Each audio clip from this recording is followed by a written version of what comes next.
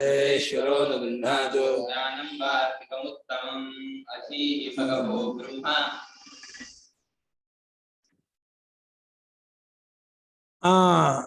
43 ಆಗ್ಬೇಕಲ್ವಾ ಭಾವಾರ್ಥ ಕರ್ಮ ಶಬ್ದ ಯೇ ಪ್ರತೀಯೇತ ಕ್ರಿಯಾ ತತಃ इत्येवं नरतन्त्रेऽर्थे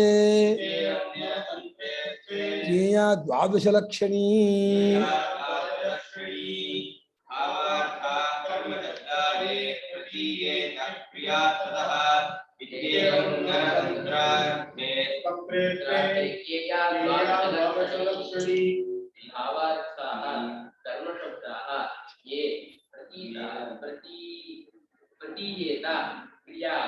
ततः इति एवं नरतंत्रे अर्थे ज्ञेयाः द्वादशलक्षणी ज्ञेया द्वादशलक्षणी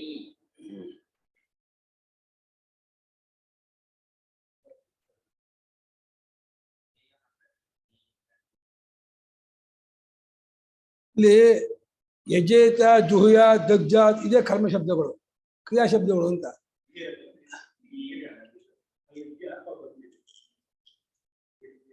ವೇದದಲ್ಲಿ ಯಜೇತ ಜುಹುಯ ದಗ್ಜಾತ್ ಇತ್ಯಾದಿ ಕರ್ಮ ಶಬ್ದಗಳಿದೆಯಲ್ಲ ಅದನ್ನೇ ಇಲ್ಲಿ ಕರ್ಮ ಶಬ್ದ ಭಾವಾರ್ಥದಿಂದ ಅಂದ್ರೆ ಭಾವನಾರ್ಥ ಅಂತ ಹೇಳ್ತಾರೆ ಎಲ್ಲ ಪಾದಭಾಷೆ ಶಬ್ದ ಅವ್ರದ್ದು ಅಲ್ಲಿ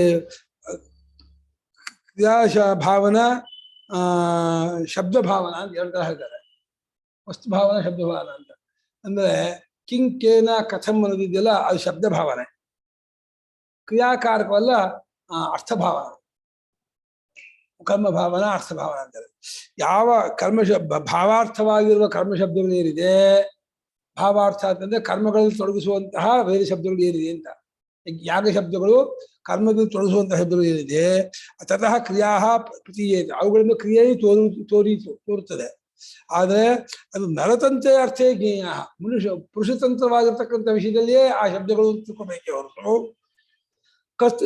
ವಸ್ತುತಂತ್ರವಾದಲ್ಲಿ ಆ ಶಬ್ದಗಳಿಲ್ಲ ಹಾಗಾಗಿ ಈ ದ್ವಾದಶ ಲಕ್ಷಣಿ ಪೂರ್ತಿ ನರತಂತ್ರವಾಗಿಯೇ ಇರ್ತಕ್ಕಂಥ ಕರ್ತತಂತ್ರವಾಗಿರ್ತಕ್ಕಂಥ ವಿಚಾರ ಅಷ್ಟು ದ್ವಾದಶ ಲಕ್ಷಣಿ ಶಬ್ದ ಪೂರ್ವಮೀಮಾಂಸಾ ಶಾಸ್ತ್ರ ಶಬ್ದ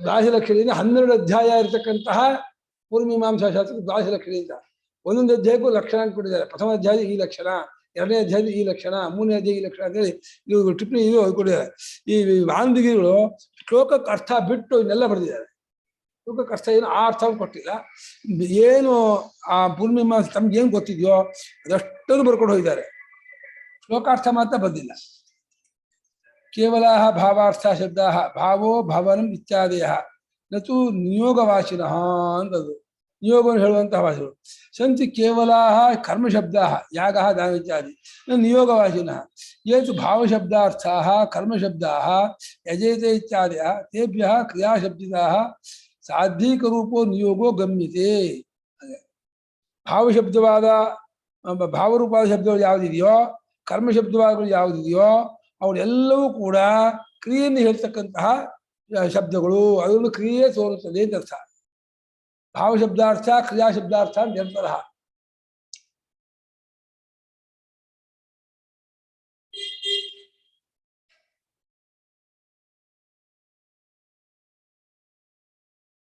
ಭಾವಾರ್ಥ ಕರ್ಮಶಬ್ದ ತೇಭ್ಯ ಕ್ರಿಯಾ ಪ್ರತೀಯೇತ ಅಂತ ಕರ್ಮಕ್ಕೆ ಭಾವಾರ್ಥವಾಗಿರತಕ್ಕಂತಹ ಕರ್ಮ ಶಬ್ದಗಳು ಅಷ್ಟೇ ಕರ್ಮಶಬ್ದ ವಿಧಿ ಹೇಳೋದು ಅಲ್ಲಿ ಕಿಂಕೇನ ಕಥಂ ಭಾವಾರ್ಥ ತಗೋಬೇಕು ಅದು ಕ್ರಿಯಾಕಾರಕವಲ್ಲ ಕರ್ಮಶಬ್ದ ಅದು ಕಿಂಕೇನ ಕಥಂ ಒಂದು ಕರ್ಮಶಬ್ದಗಳು ಅದು ಕ್ರಿಯಾಕಾರಕವಲ್ಲ ಭಾವಾರ್ಥಗಳು ಹಾಗೆ ಮಾಡ್ಬೇಕು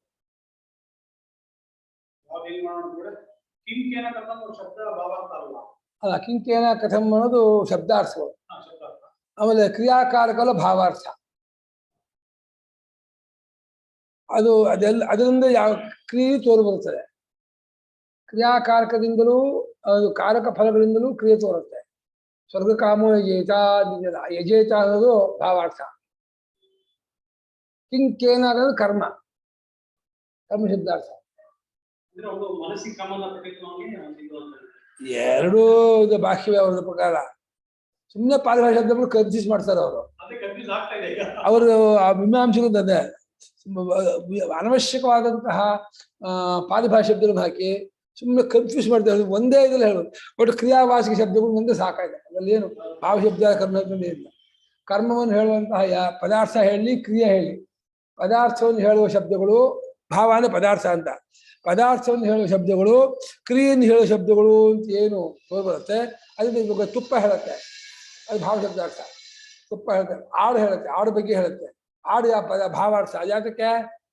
ಯಜ್ಞಕ್ಕೆ ಉಪಯೋಗ ಆಗಿದೆ. ಆಡಿಗಾಗಿ ಆಡು ವಿಚಾರ ಹೇಳಲ್ಲ. ಆಡು ವಿಚಾರ ಹೇಳಿದ್ರು, ತುಪ್ಪದ ವಿಚಾರ ಹೇಳಿದ್ರು, ದರ್ಭೆ ವಿಚಾರ ಹೇಳಿದ್ರು, ಅದೆಲ್ಲ ಕ್ರಿಯೆಗಾಗಿ ಹೇಳುತ್ತೆ. ಇನ್ನು ಕರ್ಮ ಶಬ್ದ ಯಜೇತ, ಜುಹುಯ, ದಜ್ಜಾತ, ಅದು ಕರ್ಮ ಶಬ್ದ. ಎಲ್ಲ ಅದರ ಕ್ರಿಯೆ ಹುಟ್ಟವರು. ಈಗ ಪದಾರ್ಥವಾಚಕ ಶಬ್ದಗಳು, ಪದಾರ್ಥವಾಚಕದ ಶಬ್ದಗಳು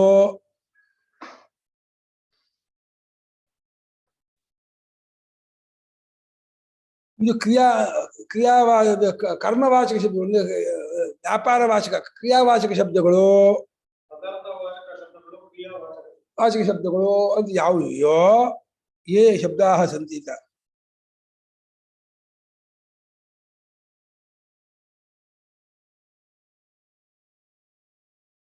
ಅವುಗಳಿಂದ ಕ್ರಿಯೆಯು ತೋರ್ಬರಬಹುದು.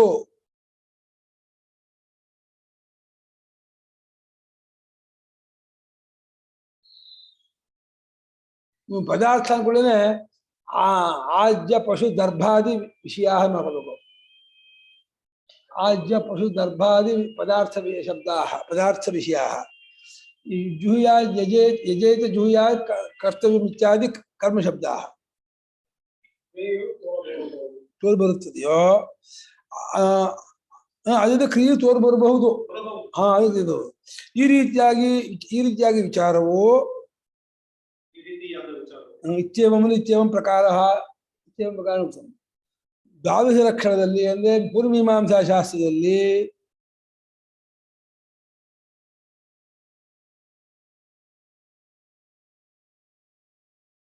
ಗೊತ್ತುಪಡಿಸಿರುವುದು ನರತಂತ್ರ ಅರ್ಥೇ ಜ್ಞೇಯ. ನರತಂತ್ರ ಅರ್ಥೇ ಜ್ಞೇಯ ಅಂದ್ರೇನು? ಕರ್ತೃತಂತ್ರವಾದ ಪುರುಷತಂತ್ರವಾದ ವಿಷಯದಲ್ಲಿಯೇ ಹೇಳಿದ್ವಿ ಎಂದು ತಿಳಿಯಬೇಕು. ಅದು ಬ್ರಹ್ಮ ವಿಚಾರ ಅಲ್ಲಿ ಬಂದಿಲ್ಲ ಅಂತ. ಪೂರ್ವಮೀಮಾಂಸಾ ಶಾಸ್ತ್ರಕ್ಕೆ ಬ್ರಹ್ಮ ವಿಚಾರ ಟಾಪಿಕ್ ಅಲ್ಲ, ವಿಷಯ ಅಲ್ಲ. ಅಲ್ಲಿ ಅಗ್ನಿಹೋತ್ರದಿಂದ ಅಶ್ವಮೇಧ ಯಜ್ಞ ವಿಚಾರ, ದಾನ ವಿಚಾರ, ದಕ್ಷಿಣ ವಿಚಾರ. ಇನ್ನು ಪದಾರ್ಥ ವಿಚಾರ ಹೇಳುತ್ತೆ, ತುಪ್ಪದ ಬಗ್ಗೆ ಹೇಳುತ್ತೆ, ಆಮೇಲೆ ಆಡಿನ ಬಗ್ಗೆ ಹೇಳುತ್ತೆ. ಅದ್ರ ಕರ್ಮಕ್ಕೆ ಹೇಳಿರೋದು. ದರ್ಭೆ ಬಗ್ಗೆ ಹೇಳುತ್ತೆ, ನೀರಿನ ಬಗ್ಗೆ ಹೇಳುತ್ತೆ.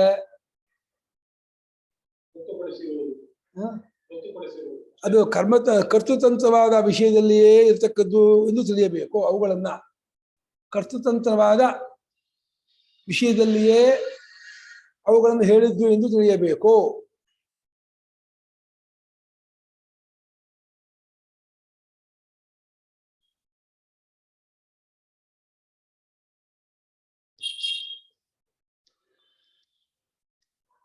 ಓ ಸರೋಜಮ್ಮ ಬಂದಿದ್ದಾರೆ. ಸರೋಜಮ್ಮ ಸರೋಜಮ್ಮ ಚೆನ್ನಾಗಿದ್ದೀರಾ? ಸರೋಜಮ್ಮ ಅವ್ರು ಬಂದಿದ್ದಾರೆ. ಸ್ವಾಮಿಗಳ ಕಾಲದಿಂದ ಹೋಗ್ತಾ ಇದ್ದವರು ಅವರು ಪಾಠಕ್ಕೆ. ನಮ್ಮ ಸ್ವಾಮಿಗಳನ್ನ ನೋಡಿದ್ದಾರೆ, ಅವರು ಪಾಠ ಕೇಳಿದ್ದಾರೆ, ಪ್ರವಚನ ಕೇಳಿದ್ದಾರೆ. SR ಸರೋಜ ಅಂತಿದ್ದಾರಲ್ಲ ಕೆಳಗೆ, SR ಸರೋಜ ತುಂಬಾ ವಯಸ್ಸಾಗಿದೆ ಅವ್ರಿಗೆ. ಅಮ್ಮ ಮುಖ ತೋರಿಸಿ ಒಂದ್ಸಲ ನೋಡ್ತಾ ಇರ್ತಮ್ಮ. ಸ್ವಾಮಿಗಳು ನೋಡಿದಿರಿ ಅಂತ ಹೇಳಿ ನಿಮ್ಮನ್ನು ನೋಡೋಕೆ ಇಷ್ಟಪಡ್ತಾರೆ.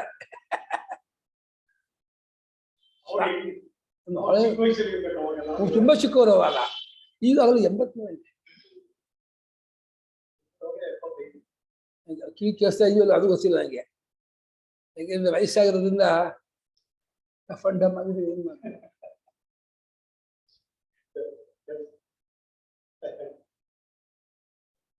ಅರ್ಥ ಆಯ್ತಾ? ಪದಾರ್ಥ ಭಾವಾರ್ಥ ಯೇ ಶಬ್ದಾ, ಕರ್ಮ ಶಬ್ದಾ ಯೇ ಶಬ್ದಾ, ತೇಭ್ಯಃ ಕ್ರಿಯಾ ಪ್ರತೀಯೇತ. ತೇಭ್ಯಃ ಶಬ್ದೇಭ್ಯಃ ಕ್ರಿಯಾ ಪ್ರತೀಯೇತ. ಅವುಗಳು ಹೌದೌದು.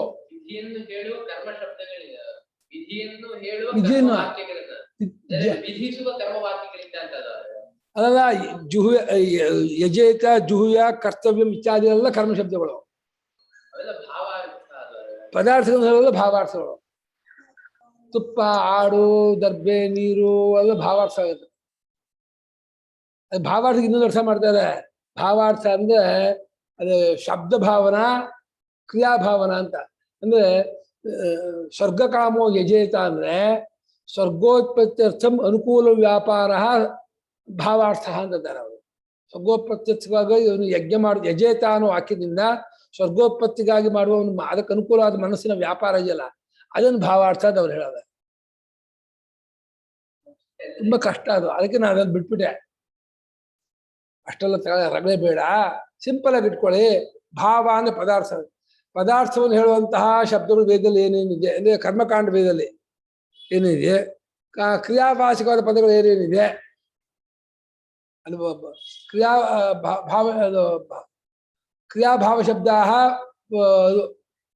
ಶಬ್ದ ಭಾವನಾ ಕ್ರಿಯಾಭಾವನಾ ಅಂತ ಏನು ಹೇಳ್ತಾರೆ ಅವರು.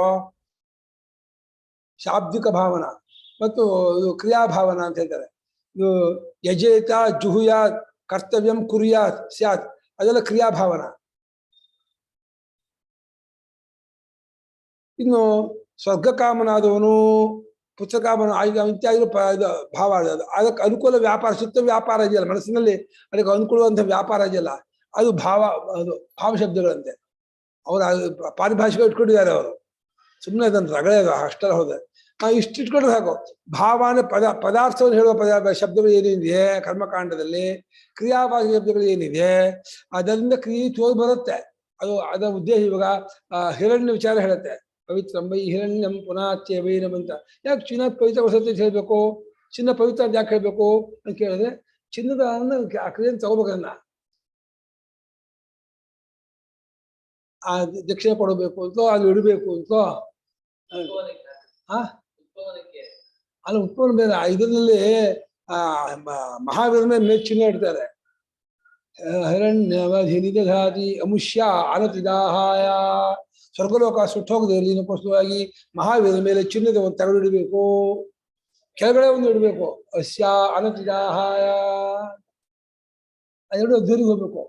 ಅದಕ್ಕೆ ಏನ್ ಮಾಡ್ಬಿಡ್ತಾರೆ, ಥೂ ಪ್ಲೇಟ್ ಮಾಡ್ತಾರೆ.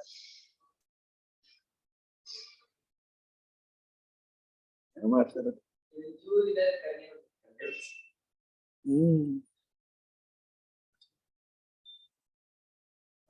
ಆಯ್ತಾ. ಇದೆಲ್ಲ ದ್ವಾದಶ ಲಕ್ಷಣದಲ್ಲಿ ಈ ರೀತಿಯಾಗಿ ಏನು ಹೇಳಿರುತ್ತದೆ ಅದು ಪುರುಷತಂತ್ರವಾದ ವಿಚಾರದಲ್ಲಿಯೇ ಹೇಳಿದ್ದು ಎಂಬುದಾಗಿ ತಿಳಿಯಬೇಕು. ಅಲ್ಲಿ ವಸ್ತು ವಿಚಾರ ಇಲ್ಲ, ಬ್ರಹ್ಮ ವಿಚಾರ ಇಲ್ಲ, ಆತ್ಮ ವಿಚಾರ ಇಲ್ಲ, ಅಲ್ಲಿ ತತ್ವ ವಿಚಾರ ಇಲ್ಲ. ಹಾಗಾಗಿ ಅದಕ್ಕೆ ವಿರೋಧ ಅನ್ಕೋಬೇಡಿ. ವಿರೋಧವಲ್ಲ, ಅದಕ್ಕೆ ಟಾಪಿಕ್ ಬೇರೆ, ಪ್ರಕರಣ ಬೇರೆ. ವೇದಾಂತಾರ್ಥಾಪವಾದಾಯ ನಾಲಂ ಸಾ ಅತತ್ ಪ್ರಮಾಣತಃ ಮಾನಂ ನಾಲಂ ನಿರಾಕರ್ತಂ ಯನ್ಮಾಂತರೈ ವಸ್ತು ಯನ್ಮಾಂತರೈರ್ಮಿತಂ.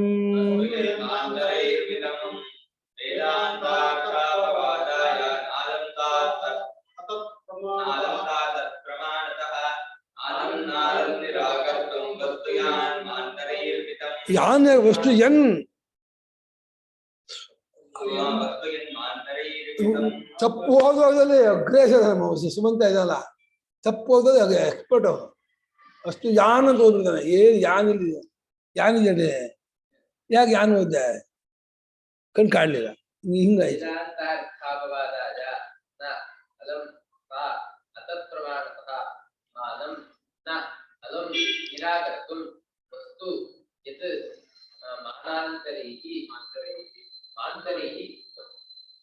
ಸಾಕ ಪೂರ್ಣಿಮಾಂಸಾ ಸಾ ಪೂರ್ಣಿ ದ್ವಾದಶಲಕ್ಷಣ ಸಾ ಪೂರ್ಣಿಮಾಂಸಾಯ ವರ್ತತೆ. ಅದು ವೇದಾಂತಸ್ಯ ಅರ್ಥಃ. ವೇದಾಂತಾನಾಂ ಕಃ ಅರ್ಥಃ ಬ್ರಹ್ಮಪದಾರ್ಥಃ. ತಸ್ಯ ಅಪವಾದಾಯ ನ ಅಲಂ. ಬ್ರಹ್ಮ ಪದಾರ್ಥವನ್ನು ಅಲಗಳೆಯುವುದಕ್ಕೆ ಅದು ಸಮರ್ಥವಲ್ಲ, ಪರ್ಯಾಪ್ತವಲ್ಲ. ಯಾಕೆಂದ್ರೆ ಅತತ್ ಪ್ರಮಾಣ, ಅದಕ್ಕೆ ಅದು ಪ್ರಮಾಣವೇ ಅಲ್ಲ. ಅದು ಆ ಶಬ್ದವನ್ನು ಅಲಗಳೆಯೋದಕ್ಕೆ ಕಣ್ಣು ಸಮರ್ಥವಲ್ಲ. ಯಾಕೆ? ಶಬ್ದ ಕಣ್ಣು ವಿಷಯವೇ ಅಲ್ಲ. ಕಣ್ಣಿಗೆ ಶಬ್ದ ವಿಷಯವಾಗಿದ್ರೆ ಆ ಫ್ಯಾನ್ ಶಬ್ದ ಫ್ಯಾನ್ ಶಬ್ದ ಅಲ್ಲ ನನ್ಬೋದಾಗಿತ್ತು. ಕಿವಿಗೆ ಗೋಚರವಾಗೋದೇ ಹೊರತು ಶಬ್ದ ಕಣ್ಣಿಗೆ ಗೋಚರವಾಗೋದಿಲ್ಲ. ಕಿವಿಗೆ ಗೋಚರವಾಗಿರೋ ಶಬ್ದವನ್ನು ಕಣ್ಣು ಕೂತ್ಕೊಂಡು ಅಲ್ಲ ಶಬ್ದ ಇಲ್ಲ ಶಬ್ದ ಅಲ್ಲ ಅನ್ನೋದು ಬರಲ್ಲ. ಆಯ್ತಾ? ವೇದಾಂತದ ಅರ್ಥವಾದ ಪರಬ್ರಹ್ಮ ವಸ್ತುವನ್ನ ಅಪವಾದ ಮಾಡುವುದಕ್ಕೆ ಅಲ್ಲಗಳೆಯುವುದಕ್ಕೆ ಆ ದ್ವಾದಶ ಲಕ್ಷಣಿಯಾಗುವ ಮೀಮಾಂಸಾ ಶಾಸ್ತ್ರವು ಪರ್ಯಾಪ್ತವಲ್ಲ, ತಕ್ಕದ್ದಲ್ಲ, ಸಾಕಷ್ಟಲ್ಲ. ಏಕೆಂದ್ರೆ ಅದು ಅದಕ್ಕೆ ಪ್ರಮಾಣವೇ ಅಲ್ಲವಾದ್ದರಿಂದ. ತಿಳ್ಕೊಳ್ಳಿ,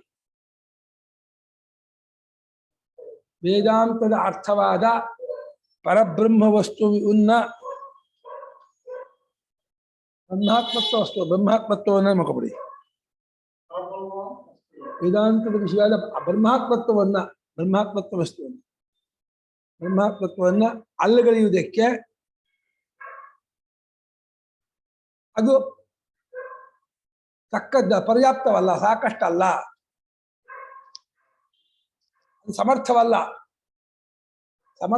ಅದು ಸಮರ್ಥವಲ್ಲ.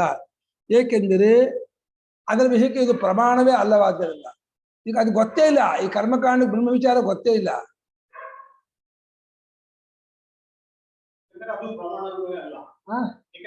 ಅದಕ್ಕೆ ಆ ವಿಷಯಕ್ಕೆ ಇದು ಪ್ರಮಾಣವೇ ಅಲ್ಲ ಆ ವಿಷಯ ಪ್ರಮಾಣ ಅಲ್ಲ. ಕರ್ಮ ವಿಷಯಕ್ಕೆ ಪ್ರಮಾಣ ಹೌದು, ಬ್ರಹ್ಮ ವಿಷಯಕ್ಕೆ ಪ್ರಮಾಣ ಅಲ್ಲ. ಸತ್ ಪ್ರಮಾಣ ಅಸತ್ ಪ್ರಮಾಣ ಅಂತ, ಅದಕ್ಕೆ ಪ್ರಮಾಣವಲ್ಲವಾದ್ದರಿಂದ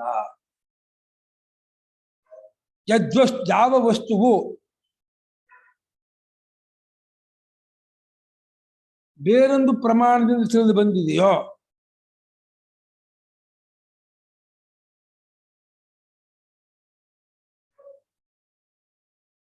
ಅದನ್ನ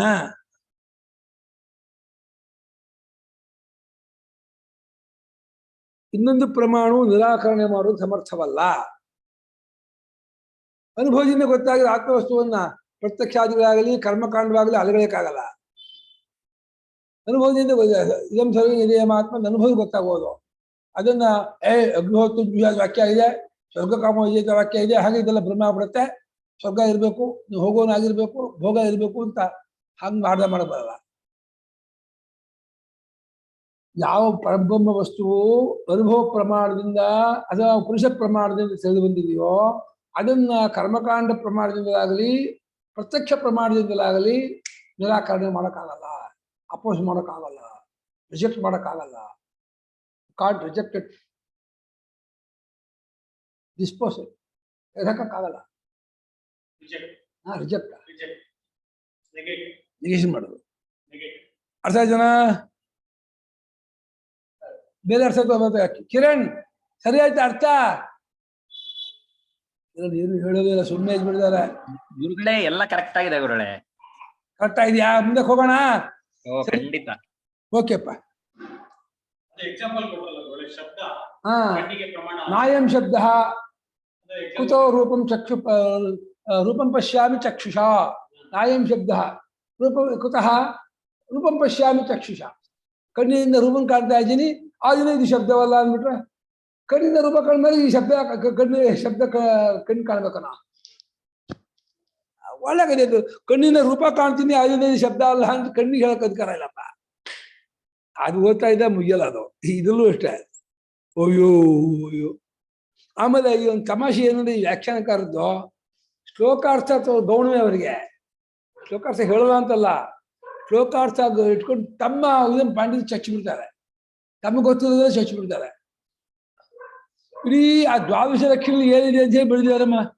12 ಅಧ್ಯಾಯದಲ್ಲೂ ಏನು ವಿಚಾರ ಇದೆ ಅಂತ ನಿಮ್ಗೆ ಇದರಲ್ಲಿಲ್ಲ, ಜೋಯಿಸಿ ಬರೆದಿಲ್ಲ. ಈ ಆನಂದಗಿರಿಗಳ ವ್ಯಾಖ್ಯಾನದಲ್ಲಿ ಒಂದು ಪುಟ ಅದೇ ಬರೆದಿದ್ದಾರೆ. ಯಾರಿಗೆ ಬೇಕು? चतुर्थ अध्याय में गुरु बताने के प्रभाकर मतान बतीरा आमेಲೆ ಭಟ್ಟ ಮತಾನಕ್ಕೆ ಕುಮಾರಿಯ ಭಟ್ಟ ಮತ ಇನ್ನೊಂದು ಗುರು ಮತ ಪ್ರಭಾಕರ ಮತ. ಗುರು ಮತ ಅಂದ್ರೆ ಪ್ರಭಾಕರ ಮತ ಗುರು ಮತ ಅಂತಾರೆ. ಅದನ್ನೇ ಮೀಮಾಂಸೆ ಒಪ್ಪಿರೋದು. ಪ್ರಭಾಕರ ಅವರು ಪ್ರಭಾಕರ ಬೈದ ನೋಡಿ ಇಲ್ಲಿ ಇಲ್ಲಿ ಇಲ್ಲಿ अस्मिन् श्लोके अथातो धर्मजिज्ञासा चोदनाक्षरधर्मः भूतानां क्रियार्थे समाम्नायः अर्थस्य तन्निमित्तत्वात् आम्नायस्य क्रियार्थत्वानुमित्तानाम् इत्यादि अधिकरणचतुष्टयं वेदान्ताविरोधेन व्याख्यायि व्याख्या च प्रभाकरमतानुसारेण इति ज्ञेयम् कार्यमेव वेदार्थः इति वदतां तेषामेव वेदान्तवाक्यानामपि कार्यबोधकपदं अध्याहृत्य कार्यपरग्राह्यम् भट्टमते तो वेदवाक्यानां सिद्धार्थबोधकत्व संभवेपि विधिस्तावकतया विध्यन्वयि कर्तृदेवता देवतादि तावकतया अन्वयः इति अभिप्रायः स च वेदानां सिद्धे अर्थे प्रामाण्यम् उत्पादनेनैव निरस्तः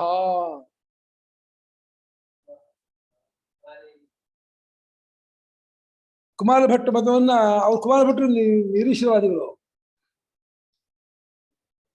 ಕುಮಾರ ಭಟ್ರು ವೀರಮೀಮಾಂಸಕರು ನಿರೀಶ್ವರವಾದಿಗಳು ಈಶ್ವರ ದೇವತೆ ಎರಡನ್ನೂ ಒಪ್ಪಲ್ಲ ಅವರು ಒಪ್ತಾರೆ ವಾಸಿ ಅದೇ ಪ್ರಭಾಕರದ್ದು ವೇದಾಂತ ವಿಷಯದಲ್ಲಿ ಹೇಗೆ ಹೇಳ್ತಾರೆ ಗೊತ್ತಿಲ್ಲ ಅಲ್ಲಿ ಈಶ್ವರ ದೇವತೆ ಇದು ಮಾಡ್ತಾರಂತೆ ಶೇಶ್ವರ ಮೀಮಾಂಸಕರು ನಿರೀಶ್ವರ ಮೀಮಾಂಸಕರು ಎರಡು ತರ ಅಲ್ಲಿ ಹಾ ಎಲ್ಲಿ ಹೋಗೋಣಪ್ಪ ಮುಂದಕ್ಕೆ ಹೋಗೋಣ ಸ್ವಮೇಯ ಮಾತ್ರ ಶೂರತ್ವಾನ್ ಮಿತೇರ್ನಾನ್ಯತ್ ಸಮಾನತಾ ಅಥಾತೋ ಬ್ರಹ್ಮ ಜಿಜ್ಞಾಸಾ ಇತ್ಯಾಜುಕ್ತಂ ನಯಾನ್ವಿತಂ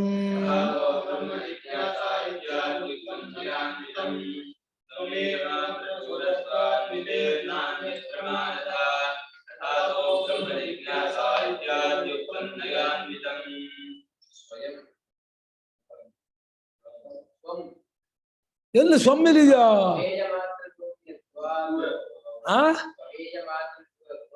ಅಯ್ಯೋ ಸರಿಯ ಓದ ಮಧ್ಯಾಹ್ನ ಓದ ಜೋರಾಗಿ ಕೇಳಿಸ್ತಾ ಶೂನ್ಯ ಲಗ್ನ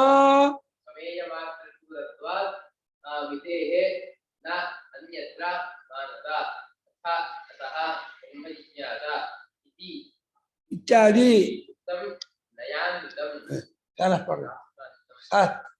ಶ್ರೀಯತ್ತಿದೆ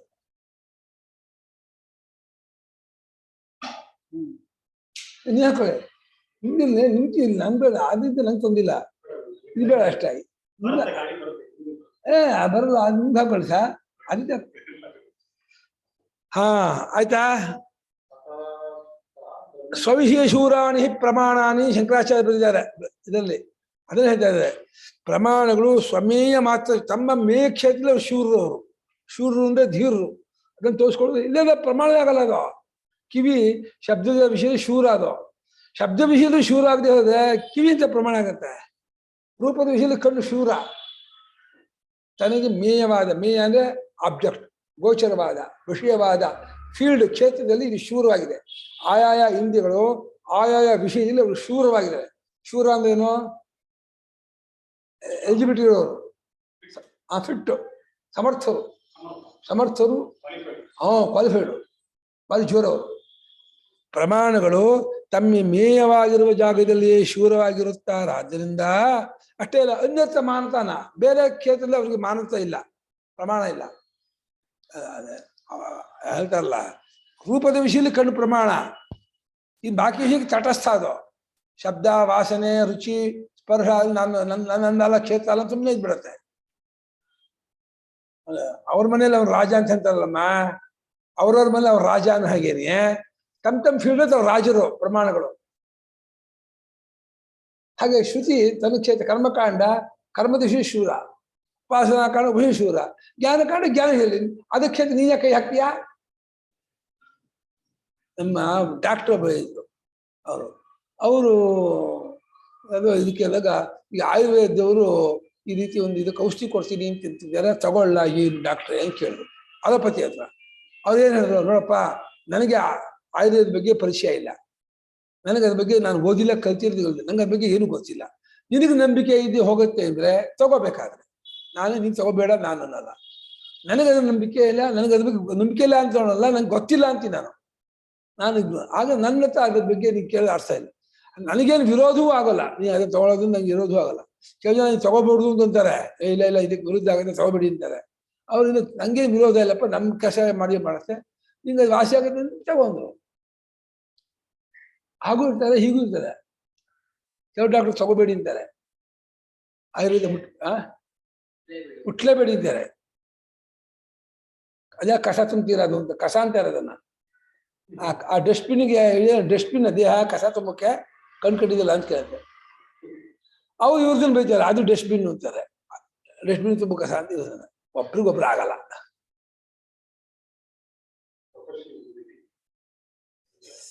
ಒಂದೇ ಕ್ಷೇತ್ರದಲ್ಲೇ ವಿರೋಧ. ಆಯ್ತಾ? ತಮ್ಮ ತಮ್ಮ ಮೇಯವಾದ ವಿಷಯವಾದ ಜಾಗದಲ್ಲಿಯೇ ಪ್ರಮಾಣಗಳು ಶೂರರಾಗಿರುತ್ತಾರಾದ್ರಿಂದ, ತಮ್ಮ ತಮ್ಮ ಕ್ಷೇತ್ರದಲ್ಲಿಯೇ ಆಯಾ ಪ್ರಮಾಣಗಳು ಶೂರರಾಗಿರುತ್ತಾರಾದ್ದರಿಂದ ಅವುಗಳಿಗೆ ಮತ್ತೊಂದಲ್ಲಿ ಪ್ರಮಾಣವಿಲ್ಲ. ಬರೀ ಅಲ್ವಾ? ಅಯ್ಯೋ, ಕೈ ಸೋತ್ ಪಶು ಬಣದಿ.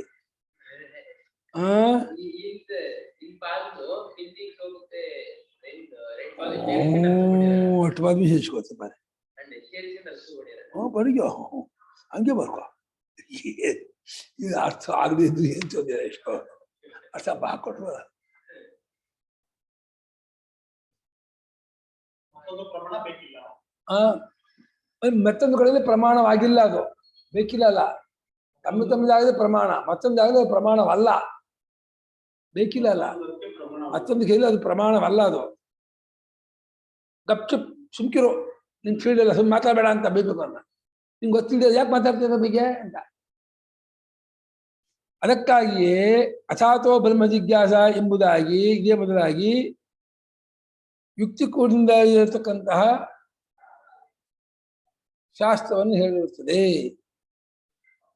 ಉಕ್ತಂ ಶಾಸ್ತ್ರಂ ಅಂತ, ನಯಾನ್ವಿತಂ ಶಾಸ್ತ್ರಂ ಉಕ್ತಂ. ನಯಾನ ಯುಕ್ತಿ, ಯುಕ್ತಿಯಿಂದ ಕೂಡಿದ್ದ ಶಾಸ್ತ್ರವು ಅದಕ್ಕಾಗಿಯೇ ಬಂದಿದೆ.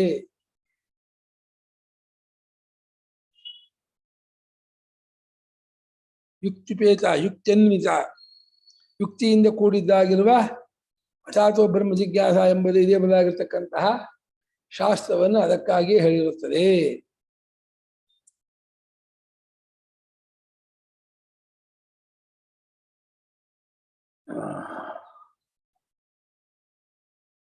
ಯಾಕೆ ನಿರ್ಮಲ ಅಕ್ಕ ಬಂದಿಲ್ಲ? ಬಂದಿದ್ದಾರೆ, ನಿರ್ಮಲ ಅಕ್ಕನೂ ಇದ್ದಾರೆ, ಕುಸುಮ ಅಕ್ಕನೂ ಇದ್ದಾರೆ, ಶೋಭಾ ಅಕ್ಕನೂ ಇದ್ದಾರೆ. ವಾಣಿ ಅಕ್ಕ ಬಂದಿಲ್ಲ, ವಾಣಿ ಶ್ರೀಯರು ಬಂದಿದ್ದಾರೆ.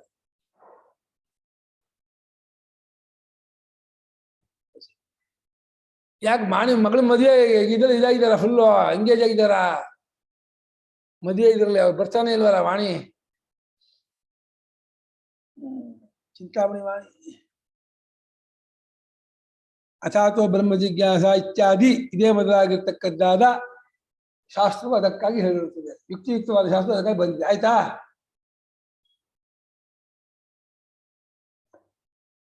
ಮೀಮಾಂಸಾ ನ್ಯಾಯವತ್ವಾಭ್ಯಾಂ ಧರ್ಮ ಮೀಮಾಂಸನೋಕ್ತಿವತ್ ಏವಂ ಸತ್ಯನುಕೂಲಾರ್ಥಂ ತತ್ವಮಿತ್ಯಾದಿಕಂ ವಚಃ ಸರ್ವವೇದಾಂತ ವಿಷಯಂ ಅನ್ಯಥಾ ತದ್ವಿರುಜ್ಯತೆ. ಮೂರು ಲೈನ್ ಅಲ್ವಾ?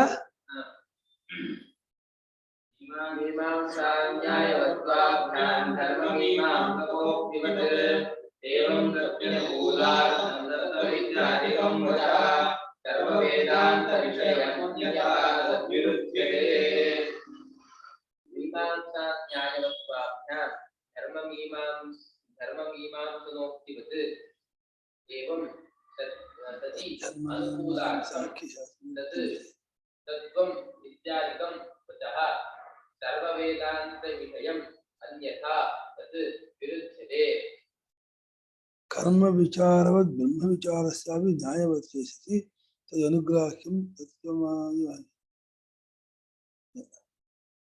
ಮೀಮಾಂಸಾ ನ್ಯಾಯವತ್ವ, ಮೀಮಾಂಸಾ ಮತ್ತು ನ್ಯಾಯ ಇವುಗಳಿಂದ ಕೂಡಿದ್ದಾದ್ದರಿಂದ ಧರ್ಮಮೀಮಾಂಸನೋಕ್ತಿವತ್ತು, ಧರ್ಮಮೀಮಾಂಸದ ವಾಕ್ಯದಂತೆಯೇ ಇದಕ್ಕೂ ಕೂಡ ಮೀಮಾಂಸಾ ನ್ಯಾಯ ಎರಡೂ ಇದೆ. ಅದಕ್ಕೆ ಬ್ರಹ್ಮಮೀಮಾಂಸೆಗೂ ಅದಕ್ಕೂ ಕೂಡ ಉಪಕ್ರಮೋಪಸಂಹಾರಾದಿಗಳು ಉಂಟು, ಶ್ರುತಿಲಿಂಗ ವಾಕ್ಯ ಪ್ರಕರಣಗಳು ಉಂಟು. ಇಲ್ಲಿ ಏನ್ ಮಾಡಿದ್ದಾರೆ ಅಂದ್ರೆ ಕರ್ಮಕಾಂಡಕ್ಕೂ ಶ್ರುತಿಲಿಂಗ ವಾಕ್ಯ ಪ್ರಕರಣ ಸ್ಥಾನವನ್ನು ತೀರ್ಮಾನ ಮಾಡಿದ್ದಾರೆ, ಉಪಕ್ರಮೋಪಸಂಹಾರ ಮಾಡಿದ್ದಾರೆ. ಅಲ್ಲೂ ಮೀಮಾಂಸಾ ಮತ್ತು ನ್ಯಾಯ. ಅದಕ್ಕೆ ಹೇಗೆ ಆ ಎರಡರಿಂದ ಧರ್ಮ ಮೀಮಾಂಸೆಯನ್ನ ನೀವು ತಿಳಿಸಿದಿರೋ, ಧರ್ಮ ಮೀಮಾಂಸ ಅಂದ್ರೆ ಕರ್ಮ ಮೀಮಾಂಸ. ಕರ್ಮ ಮೀಮಾಂಸದ ಮಾತನ್ನ ಆ ಮೀಮಾಂಸಾ ಶಾಸ್ತ್ರದಲ್ಲಿ ಹೇಳ್ತಕ್ಕಂತಹ ಲಿಂಗಂ ತಾತ್ಪರ್ಯ ನಿರ್ಣಯ ಇದೆಯಲ್ಲ, ಷಡ್ಲಿಂಗಗಳು, ಶ್ರುತಿಲಿಂಗ ವಾಕ್ಯ ಪ್ರಕರಣ ಸ್ಥಾನ ಸಮಾಖ್ಯ, ಉಪಕ್ರಮೋಪಸಂಹಾರ, ಇವುಗಳಿಂದ ಹೇಗೆ ಅದರ ತಾತ್ಪರ್ಯ ಉಂಟು ಮಾಡಿದಿರೋ ಅದೇ ಎರಡರಿಂದಲೇ ಉಪಕ್ರಮೋಪಸಂಹಾರ ಶ್ರುತಿಲಿಂಗ ವಾಕ್ಯ ಅದೇ ಎರಡರಿಂದಲೂ ಇಲ್ಲಿ ತತ್ವಮಿತ್ಯಾದಿಕಂ ವಚಃ ಪ್ರವೃತ್ತಂ ಅನುಕೂಲಾರ್ಥ, ಅದಕ್ಕೆ ಅನುಕೂಲವಾಗಿಯೇ ಹೊರಟಿರುತ್ತದೆ. ಹಾ, ಅಸಾಧ ಬ್ರಹ್ಮ ಜಿಜ್ಞಾಸು ಹಾಗೆ ಹೊರಟಿರೋದು ಹಾಗೆ ಇದೆ. ಅಂದ್ರೆ ಇದಕ್ಕೆ ಉಪಕ್ರಮೋಪಸಂಹಾರ ವಿಚಾರ ಬೇರೆ. ಈಗ ಬ್ರಹ್ಮವಿದಾಪ್ರದ ಉಪಕ್ರಮೋಪಸಂಹಾರ ಶುರು ಆಗುತ್ತೆ, ಹೇತ್ವ ಉಪಕ್ರಮ ಆಗಲ್ಲ. ಈ ರೀತಿಯಾದಾಗಿ ಅದಕ್ಕೆ ಅನುಕೂಲಕ್ಕಾಗಿ ತತ್ವಮಿತ್ಯಾದಿ ತತ್ವಮಸಿ ಮುಂತಾಗಿರ್ತಕ್ಕಂತಹ ವಾಕ್ಯಗಳು ಅದಕ್ಕೆ ಅನುಕೂಲಕ್ಕಾಗಿ ಮೀಮಾಂಸೆಗೆ ಅನುಕೂಲವಾಗಿ ಹೊರಟಿರುತ್ತದೆ. ಹಾಗಾಗಿ ಸರ್ವ ವೇದಾಂತ ವಿಷಯ ಅನ್ಯಥಾ, ಹಾಗಿಲ್ಲದೆ ಹೋದರೆ ಎಲ್ಲ ವೇದಾಂತ ವಿಷಯಗಳು ಅದಕ್ಕೆ ವಿರುದ್ಧ ಅಂತ ಆಗ್ಬಿಡುತ್ತದೆ. ನೀವು ವೇದಾಂತ ವಿಷಯವನ್ನು ಈ ಪೂರ್ವಮೀಮಾಂಸೆಗೆ ಏಕದೇಶ ಶೇಷ ಅಂಗ ಮಾಡಿಬಿಟ್ರೆ ವೇದಾಂತ ವಿಚಾರ ಅಷ್ಟು ವಿರುದ್ಧ ಆಗ್ಬಿಡುತ್ತೆ. ಅಲ್ಲಿನ ಉಪಕ್ರಮೋಪಸಂಹಾರ, ಅಲ್ಲಿನ ಶ್ರುತಿಲಿಂಗ ವಾಕ್ಯ ಪ್ರಕರಣ ಅದು ಅಲ್ಲಿಗೆ, ಇಲ್ಲಿನ ಉಪಕ್ರಮೋಪಸಂಹಾರ ಇನ್ನು ಶ್ರುತಿಲಿಂಗ ವಾಕ್ಯ ಪ್ರಕರಣ. ಇಲ್ಲಿ ಏನೇನು ಗೊತ್ತಾ, ಶ್ರುತಿ ಇದೆಯಲ್ಲ, ಇವ ಆಕಾಶಾದೇವ ಸರ್ವಾಣಿ ಭೂತಾನಿ ಉತ್ಪದ್ಯಂತೆ ವಾಕ್ಯ ಇದೆ. ಆಕಾಶ ಶಬ್ದಕ್ಕೆ ಏನ್ ಅರ್ಥ ಮಾಡಬೇಕು ಅಂತ ಪೂರ್ವಪಕ್ಷಿ ಆಕಾಶ ಶಬ್ದಕ್ಕೆ ಭೂತಾಕಾಶ ಅಂತ ಅರ್ಥ ಮಾಡಬೇಕು ಅಂತಲ್ಲ. ಇಲ್ಲಪ್ಪ, ಆಕಾಶೋಪಿ ನಾಮರೂಪಯೋ ನಿರ್ವಹಿತ ಚೇದಂತ ಶ್ರುತಿಯಿಂದ ಆಕಾಶ ಶಬ್ದದಿಂದ ಬ್ರಹ್ಮವನ್ನೇ ಹೇಳ್ತಾ ಇದೆ. ಅದನ್ನ ಇದು ಲಿಂಗದಿಂದಲೂ ಕೂಡ ಸರ್ವಾಣಿ ವಾಯುಮಾನಿ ಭೂತಾನಿ, ಲಿಂಗದಿಂದಲೂ ಈ ಆಕಾಶ ಸಹಿತವಾದದ್ದಲ್ಲೂ ಹುಟ್ಟುತ್ತೆ, ಲಿಂಗದಿಂದಲೂ ಬ್ರಹ್ಮವನ್ನೇ ಹೇಳುತ್ತೆ. ಆ ಪ್ರಕರಣವು ಬ್ರಹ್ಮದ ಪ್ರಕರಣವಾಗಿದೆ. ಹಾಗೆ ಶ್ರುತಿಲಿಂಗ ವಾಕ್ಯ ಪ್ರಕರಣ. ಉಪಕ್ರಮೋಪಸಂಹಾರ ತಗೊಂಡ್ರೆ 8ನೇ ಅಧ್ಯಾಯ ಧಾರ ವಿಚಾರ ಹೇಳ್ತೀನಿ, ಆತ್ಮವಿಚಾರ ಹೇಳ್ತೀನಿ ಶುರು ಮಾಡಿದೆ. ಇದರಲ್ಲಿ ಉಪಾಸನ ಆದ್ಮೇಲೆ ಉಪಸಂಹಾರವು ಬ್ರಹ್ಮದ ಮುಗಿಸಿದೆ, ಮತ್ತೆ ಅದನ್ನೇ ರಿಪೀಟ್ ಮಾಡಿದೆ. ಮಧ್ಯಭಾಗ ಅದು ಅದಕ್ಕೆ ಏನ್ ಮಾಡಿದ್ದಾರೆ ಅಂದ್ರೆ ಮಧ್ಯದಲ್ಲಿ ಹೇಳ್ತಕ್ಕಂಥ ವಿಚಾರ ತಿಳ್ಕೊಳಕ್ ಸಾಧನವಾಗಿ ಹೇಳಿದ್ದು ಅರ್ಥ ಮಾಡ್ಬೇಕು. ಈ ಬ್ರಹ್ಮ ವಿಚಾರಕ್ಕೆ ಸಾಧನವಾಗಿ ಉಪವಾಸನೆ ಹೇಳಿದ್ದೆ ಹೊರತು ಸ್ವಪ್ರಧಾನವಾಗಿ ಹೇಳಿದಾಗ ಅನ್ನಾದಿ ಪ್ರಜಾ ಎಂದ ಏನ್ ನಮ್ ಬ್ರಹ್ಮೋಪಾಸತೆ ಇದೆಯಲ್ಲ. ಪಂಚಕೋಶ ಪ್ರಕ್ರಿಯೆ ಮೂಲಕವಾಗಿ ಬ್ರಹ್ಮಂತ ಹೊರಟಂಥವನಿಗೆ ಅನ್ನ ಬ್ರಹ್ಮೋಪಾಸನೆ, ಪ್ರಾಣ ಬ್ರಹ್ಮೋಪಾಸನೆ ಕೂಡ ಅವಾಂತ ಹೇಳುತ್ತೆ. ಅದೇ ಪ್ರಬಲ. ಅದಕ್ಕೆ ಅಂಗವಾಗಿ ಇದನ್ನು ತಗೋಬೇಕಾಗತ್ತೆ. ಇದು ಯಾವುದು ಅನ್ನಾದಿ ಪ್ರಜಾ ಇದ್ದಿಲ್ಲ. ಅನ್ನಮಯ ಕೋಶದಲ್ಲಿ ಸರ್ವಂ ವೈಜೇನ್ನ ಮಾ ಪ್ರವಂತಿ ಯೇ ನಂ ಬ್ರಹ್ಮೋಪಾಸತೆ ಸರ್ವಮೇವ ಆಯುರ್ಯಂತಿ ಯೇ ಪ್ರಾಣ ಬ್ರಹ್ಮೋ ಹೇಳುತ್ತೆ. ಆ ಬ್ರಹ್ಮೋಪಾಸನೆ ಪ್ರಾಣ ಅನ್ನೋಪಾಸನೆ ಯಾಕೆ ಬಂತು ಅಂತ ಹೇಳಿದ್ರೆ, ಹೌದು, ಪ್ರಧಾನ ತಾತ್ಪರ್ಯ ಪಂಚಕೋಶಾತಿಗನಾದಿರ ಆತ್ಮನ ಮುಟ್ಟಿಸೋದಕ್ಕೆ ಇರಲಿ. ಆಮೇಲೆ ಅದು ಅವಾಂತ ತಾತ್ಪರ್ಯ ಆಯಾ ಕೋಶಗಳನ್ನು ಹೇಳಿ ಆಯಾ ಕೋಶ ವಿರಾಟ್ ರೂಪದಲ್ಲಿ ಏಕತ್ವ ಮಾಡಿ, ಅನ್ನ ಅಂದ್ರೆ ಬರೀ ದೇಹ ಅಲ್ಲ, ಸಮಷ್ಟಿ ಪಂಚಭೂತವೇ ಅನ್ನ. ಪ್ರಾಣ ಅಂದ್ರೆ ಬರೀ ಅಧ್ಯಾತ್ಮ ಪ್ರಾಣ ಅಲ್ಲ, ಸಮಷ್ಟಿ ಕ್ರಿಯಾಮಯವಾದ ಪ್ರಾಣವೇ ಪ್ರಾಣ. ಹಾಗೆ ಆ ಭಾವನೆಯೂ ಮಾಡೋದ್ರಿಂದ ಚಿತ್ತಶುದ್ಧಿ ಆಗುತ್ತಾ ತತ್ವಜ್ಞಾನಕ್ಕೆ ಯೋಗ್ಯತೆ ಬರುತ್ತೆ ಅಂತ ಹೇಳಿ ಅದನ್ನ ಅಲ್ಲಿ ಹೇಳಿದೆ ಅಂತ ಅರ್ಥ ಮಾಡಿದ್ದಾರೆ. ಅಂಗ ಆತ್ಮಜ್ಞಾನಕ್ಕೆ ಅಂಗವಾಗಿ ಉಪಾಸನೆ ಹೇಳುತ್ತೆ ಅಂತ. ಹಂಗೆ ಫಲವತ್ ಸನ್ನಿಧವು ಅಫಲಂತದಂಗಂ ಅಂತ ಇದೆ. ಫಲವಿಲ್ಲದೆ ಇರ್ತದ್ದಾಗವಾಗಿ ಫಲವೇ ಆಗದೆ, ಫಲವನ್ನು ಹೇಳಿದ್ರು ಕೂಡ ಮುಖ್ಯ ಫಲಕ್ಕೆ ಸೇರ್ಕೊಳ್ಳುತ್ತೆ. ಎರಡಕ್ಕೂ ಪ್ರಧಾನ ಫಲವಿದೆ, ಅವಾಂತರಕ್ಕೂ ಫಲ ಹೇಳ್ತೀವಿ. ಇವಾಗ ಸಮಿಧೋ ಜೊತೆ ವಸಂತ ಮೇವರ್ತೋ ನಾಮ ಇದ್ರೂ ಕೂಡ ಅದು ಇಷ್ಟಿಗೇನು ಫಲವೋ ಅದರಲ್ಲಿ ಅಡಕವಾಗುತ್ತೆ ಹೊರತು ಅದು ಅಷ್ಟಕ್ಕೆ ಒಂದು ಫಲ ಅಲ್ಲ.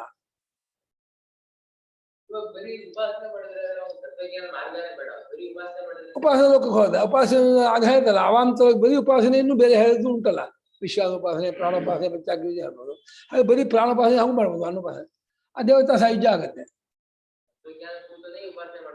ಏನಿಲ್ಲ, ತತ್ವಜ್ಞಾನಕ್ಕಾಗಿಯೇ ಮಾಡಬೇಕು ವಿಧಿ ಇಲ್ಲ. ಸ್ವತಂತ್ರ ಉಪಾಸನೆಯನ್ನು ಸ್ವತಂತ್ರ ಲೋಕ ಫಲಪ್ರಾಪ್ತಿ ಮಾಡ್ಬೋದು. ಉಪಾಸನೆಯನ್ನು ಕರ್ಮಾಂಗವಾಗಿ ಮಾಡ್ಬೋದು, ಕರ್ಮ ಬೀರ್ಯವೆಚ್ಚವಾಗುವುದಕ್ಕೆ. ಕರ್ಮ ಬಿಟ್ಟು ಸ್ವತಂತ್ರವಾಗಿಯೂ ಮಾಡ್ಬೋದು, ಆತ್ಮಜ್ಞಾನಾಂಗವಾಗಿಯೂ ಮಾಡ್ಬೋದು. ಅಲ್ಲಿ ಹೇಳಿರೋದು ಆತ್ಮಜ್ಞಾನ ಇರುವಾಗ. ಸಾಮಾನ್ಯ ಜ್ಞಾನ ಪ್ರಕೃತಿ ಬರೋದ್ರಲ್ಲಿ ಆತ್ಮಜ್ಞಾನಾಂಗ ಅಂತ ಅರ್ಥ ಮಾಡ್ತಾರೆ. ಉಪಾಸನೆ ಇವಾಗ ಪ್ರಾಣೋಪಾಸನೆ, ವಿಶ್ವಾನ ಉಪಾಸನೆ, ಪಂಚಾಗ್ನಿ ವಿದ್ಯೆ ಸ್ವತಂತ್ರ ಉಪಾಸನೆ ಅದು ವಿಶ್ವಾನ ವಿದ್ಯೆ. ಧಾರೋಪಾಸನೆ ಇದೆಲ್ಲ ಇದೆಯಲ್ಲ, ಶಾಂಡಿಲ್ಯ ವಿದ್ಯೆ, ಉಪಕೋಶಲ ವಿದ್ಯೆ, ಶಾಂಡಿಲ್ಯ ಮಧು ವಿದ್ಯೆ ಅದೆಲ್ಲ ಸ್ವತಂತ್ರ ಉಪಾಸನೆ.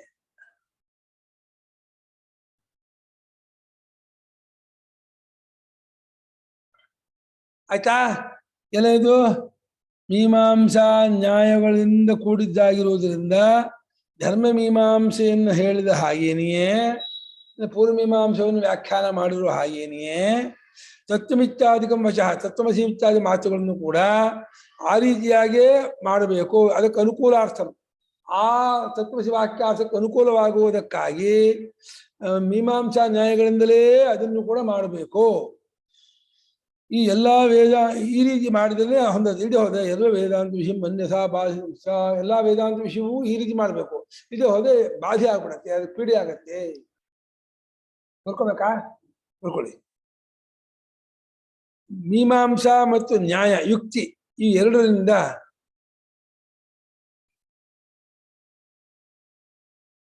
ಧರ್ಮ ಮೀಮಾಂಸೆಯನ್ನು ಮಾಡಬೇಕು ಎಂದು ಹೇಳಿದ ಹಾಗೆ, ಧರ್ಮಮೀಮಾಂಸ ಅಂದ್ರೆ ಅಗ್ನಿಹೋತ್ರಾದಿ ಕರ್ಮ ಮೀಮಾಂಸಾ. ಧರ್ಮ ಅಂದ್ರೆ ಚೋದನಾಕ್ಷಣ ಧರ್ಮ, ಧರ್ಮ ಅಂದ್ರೆ ಅಗ್ನಿಹೋತ್ರಾದಿ ಅನುಷ್ಠಾನಕ್ಕೆ ಧರ್ಮ ಅಂತ ಅದರಲ್ಲಿ ಪೂರ್ಣಾಂಶದಲ್ಲಿ. ಧರ್ಮ ಅಂದ್ರೆ ನಿಯೋಗ, ಚೋದನಾ ಲಕ್ಷಣಾರ್ಥೋ ಧರ್ಮ, ಚೋದನೇತಿ ಕ್ರಿಯಾಯ ಪ್ರವರ್ತಕಂ ವಚನಂ ಹಾಗೆ ಮಾಡಿದ್ದಾರೆ. ಹಾಗೆ ಧರ್ಮ ಮೀಮಾಂಸನ ನಾಮ ಅಗ್ನಿಹೋತ್ರಾದಿ ಕರ್ಮ ಮೀಮಾಂಸನ ಅಂತ ಅರ್ಥ. ಅದನ್ನು ಮಾಡಬೇಕು ಅಂತ ಹೇಳಿದ ಹಾಗೆ ಅಗ್ನಿಹೋತ್ರಾದಿ ಕರ್ಮವನ್ನು ಯಾವ ರೀತಿ ಮಾಡಬೇಕು, ಮೀಮಾಂಸಾ ಮತ್ತು ನ್ಯಾಯ ಯುಕ್ತಿ ಅವುಗಳನ್ನು ಕೂಡಿಸ್ಕೊಂಡು ಮಾಡಬೇಕು ಅಂತ ಹೇಳಿದ ಹಾಗೇನೆಯೇ ತತ್ವಮಸಿ ಮುಂತಾದ ಈ ಮಾತನ್ನು ಕೂಡ, ಈ ಮಾತನ್ನುಳ್ಳ ಎಲ್ಲ ವೇದಾಂತ ವಿಷಯವನ್ನು ಅದಕ್ಕೆ ಅನುಕೂಲವಾಗಿಯೇ ಮಾಡಬೇಕು. ಏವಂ ಸತಿ ಹೀಗಾದ್ರೆ ಹೊಂದತ್ತೆ, ಅನ್ಯಥಾ ತದ್ವಿರುದ್ಧತೆ. ಏವಂ ಸತಿ ಉಪಪದ್ಯತೆ ಅಂತ, ಹೀಗಾದ್ರೇನೆಯೇ ಅದೆಲ್ಲ ಹೊಂದುತ್ತದೆ, ಎಲ್ಲದೇ ಹೋದರೆ ನಮ್ಮ ಇದು ಲಕ್ಷ್ಯಮ ಅದು. ಇಲ್ಲಿ ಹಿಂದಿನ ಅಥಾತೋ ಬ್ರಹ್ಮ ಜಿಜ್ಞಾಸ ಕಡೆ ಹೇಳಿಮ್ಮ, ತತ್ವಮಸಿ ಇದನ್ನ ಅದಕ್ಕೆ ಅನುಕೂಲವಾಗಿ ಮಾಡ್ಬೇಕು ಅಂದ್ರೆ ಯಾವುದಕ್ಕೆ? ತತ್ವಮಸಿ ವಾಕ್ಯಕ್ಕೆ ಅದು ದೇವತೆ ಹೊಳಗೆ ಬಂದಿದೆ ಅಂತ ನೋಡುವ, ಕರ್ಮ ಮಾಡುವ ಕರ್ತೂನ್ ಹೊಳಗೆ ಬಂದಿದೆಯೋ ಅಂತ ಅರ್ಥ ಮಾಡೋಣ ಅಂತಂದ್ರೆ ಇಲ್ಲ ಇಲ್ಲ, ಉಪಕ್ರಮೋಪಸಂಹಾರ ನೋಡು, ಶ್ರುತಿಲಿಂಗ ವಾಕ್ಯ ಪ್ರಕಾರ ನೋಡು, ಅದು ಬ್ರಹ್ಮಾತ್ಮೈಕ್ಯವಂತಿಸುವ ವಾಕ್ಯವೇ ಹೊರತು ದೇವತೆ ಹೊಳ ವಾಕ್ಯ, ಕರ್ಮವನ್ನು ಮಾಡುವ ಕರ್ತುವಿನ ವಾಕ್ಯ ಆ ರೀತಿ ಅರ್ಥ ಮಾಡಕ್ ಬರಲ್ಲ. ಅದನ್ನ ಅವ್ರು ಹಾಗೆ ಅರ್ಥ ಮಾಡ್ತಾನೆ. ತತ್ವಮಸಿ ವಾಕ್ಯವನ್ನ ಅರ್ಥ ಮಾಡುವಾಗ ಉಪಕ್ರಮೋಪಸಂಹಾರಗಳಿಗೆ ಅನುಕೂಲವಾಗೇ ಮಾಡ್ಬೇಕು. ಹಾಗೆ ಉಪಕ್ರಮೋಪಸಂಹಾರವಾಗಿಯೂ ಶ್ರುತಿಲಿಂಗ ವಾಕ್ಯ ಪ್ರಕಾರವಾಗಿಯೂ ಮಾಡಬೇಕು. ಅದನ್ನ ಹೇಗೆ ಅಗ್ನಿಹೋತ್ರಾದಿ ಅನುಷ್ಠಾನ ವಿಚಾರವನ್ನ ಉಪಕ್ರಮೋಪಸಂಹಾರ ಮಾಡ್ತೀರೋ, ವೇದಾಂತ ವಾಕ್ಯವನ್ನು ಅದೇ ರೀತಿ ಅರ್ಥ ಮಾಡ್ಬೇಕು ನೀವು. ಈ ರೀತಿ ಆದಾಗಲೇ ಅದು ಹೊಂದತ್ತೆ, ಅನ್ಯಥಾ ತದ್ವಿರುದ್ಧ, ಹಿಂದೆ ಹೋದ್ರೆ ಅದು ವಿರುದ್ಧ ಆಗುತ್ತೆ. ಅಂದ್ರೆ ನ್ಯಾಯ ಎರಡಕ್ಕೂ ಸಮಾನ ಅಂತ. ಧರ್ಮ ಮೀಮಾಂಸೆಗೂ ಬ್ರಹ್ಮ ಮೀಮಾಂಸೆಗೂ ನ್ಯಾಯ ಯುಕ್ತಿ ಎಲ್ಲ ಈಕ್ವಲ್ ಆಗಿದೆ.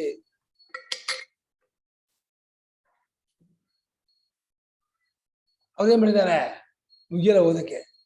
ಇಲ್ಲಿ ಹೌದು ಅಥಾತೋ ಬ್ರಹ್ಮ ಜಿಜ್ಞಾಸ ಇತ್ಯಾದ್ಯುಕ್ತಂ ನಯಾನ್ವಿತಂ ಮೀಮಾಂಸಾ ನ್ಯಾಯವತ್ವಾಭ್ಯಾಂ ಧರ್ಮ ಮೀಮಾಂಸನೋಕ್ತಿವತ್ ಅದು ಅದ್ರ ಹೆಂಗೆ ಪೂರ್ವ ಮೀಮಾಂಸಾ ನೀವು ಅಥಾತೋ ಧರ್ಮ ಜಿಜ್ಞಾಸ, ಅಥಾತೋ ಬ್ರಹ್ಮ ಜಿಜ್ಞಾಸ ಶುರುವಾಗಿದ್ಯೋ ನಿಮ್ಮ ಎಲ್ಲ ಮೀಮಾಂಸಾ ನ್ಯಾಯಗಳನ್ನು ಕೂಡಿದ್ದು, ಹಂಗೇನೆ ಅಥಾತೋ ಬ್ರಹ್ಮ ಜಿಜ್ಞಾಸ ಮೀಮಾಂಸಾ ನ್ಯಾಯಗಳನ್ನು ಕೂಡಿದ್ದು ಬ್ರಹ್ಮಜ್ಞಾನಕ್ಕೋಸ್ಕರ ಶುರು ಆಗಿದೆ. ಅದೇನ್ ಪ್ರಮಾಣನೋ ಇದು ಹಂಗೆ ಕರೆಕ್ಟ್. ಅದಕ್ಕಾಗಿ ಆ ಶಾಸ್ತ್ರ ಹೊರಟಿರೋದು. ಅದಕ್ಕಾಗಿ ಆತ್ಮ ತಿಳ್ಕೊಳ್ಳೋಕೋಸ್ಕರ ಸಾಧನ ಸಂಪನ್ನನಾದ ಬ್ರಹ್ಮಜ್ಞಾನ ಬೇಕು ಅಂತ ಅನ್ಕೊಳ್ಳೋಕೆ ಇದು ಅದ ಹೆಂಗೆ ಕರ್ಮಕ್ಕೆ ಪ್ರಮಾಣವೋ ಕರೆಕ್ಟ್. ಅದನ್ನ ಬಿಡಿಸಿದ್ದು. ಎರಡಕ್ಕೂ ನ್ಯಾಯ ಸಮಾನ.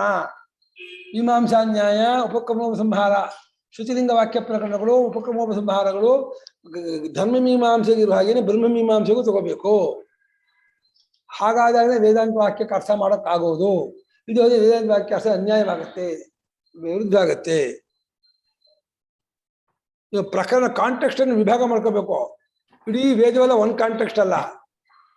ವೇದದಲ್ಲಿ ಕಾಂಟೆಕ್ಸ್ಟ್ ಬೇರೆ ಬೇರೆ ಆಗ್ತಾ ಹೋಗುತ್ತೆ. ಕರ್ಮದ ಕಾಂಟೆಕ್ಸ್ಟ್ ಬೇರೆ, ಭಾವನಾ ಕಾಂಟೆಕ್ಸ್ಟ್ ಬೇರೆ, ಜ್ಞಾನ ಕಾಂಟೆಕ್ಸ್ಟ್ ಬೇರೆ. ಜ್ಞಾನ ಕಾಂಟೆಕ್ಸ್ಟ್ ಅಲ್ಲಿ ಪ್ರಕರಣದಿಂದ ಅದು ಶ್ರುತಿ ಲಿಂಗ ವಾಕ್ಯ ನೋಡು, ಉಪಕ್ರಮ ಉಪಸಂಹಾರ ನೋಡು. ಉಪಕ್ರಮ ಅಂದ್ರೆ ಬಿಗಿನಿಂಗು, ಉಪಸಂಹಾರ ಅಂದ್ರೆ ಎಂಡಿಂಗು, ಕನ್ಕ್ಲೂಷನ್ ಹೇಗೆ ಮಾಡಿದೆ, ಸ್ಟಾರ್ಟಿಂಗ್ ಹೇಗೆ ಮಾಡಿದೆ, ಮತ್ತೆ ಮತ್ತೆ ರಿಪೀಟ್ ಯಾವುದನ್ನು ಮಾಡಿದೆ, ಅದೇ ಅಭ್ಯಾಸ. ಆಮೇಲೆ ಹೊಸದಾಗಿ ತಿಳಿಸ್ತಾ ಇರೋ ವಿಚಾರ ಯಾವುದು, ಅದು ಅಪೂರ್ವ. ಆಮೇಲೆ ಫಲ ಏನು ಹೇಳ್ತಾ ಇದೆ ಇದಕ್ಕೆ, ಉಪಯುಕ್ತಿ ಏನಿದೆ, ಅವುಗಳಿಂದ ಅದು ಅರ್ಥ ನಿರ್ಣಯ ಮಾಡಬೇಕು.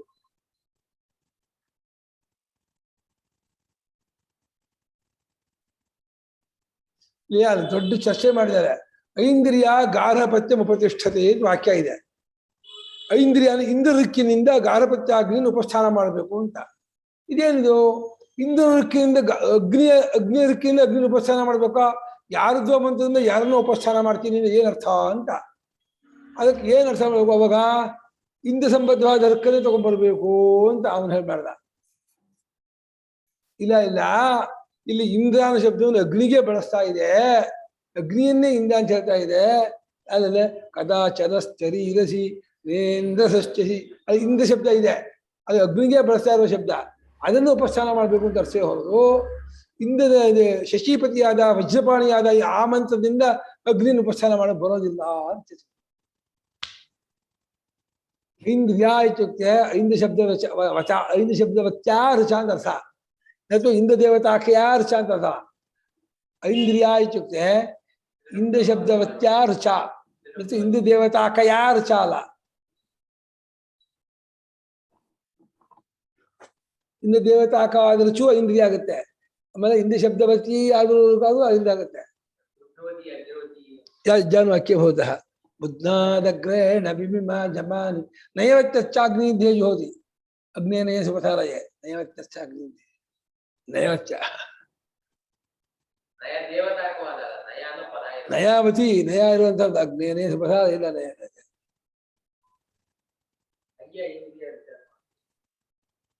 ತುಂಬಾ ಇದೆ ಆತರ ವೇದಲ್ಲೇ, ಬರೀ ಆತರ ಜಾಸ್ತಿ ವೇದದಲ್ಲಿ ಆ ಪದಗಳು.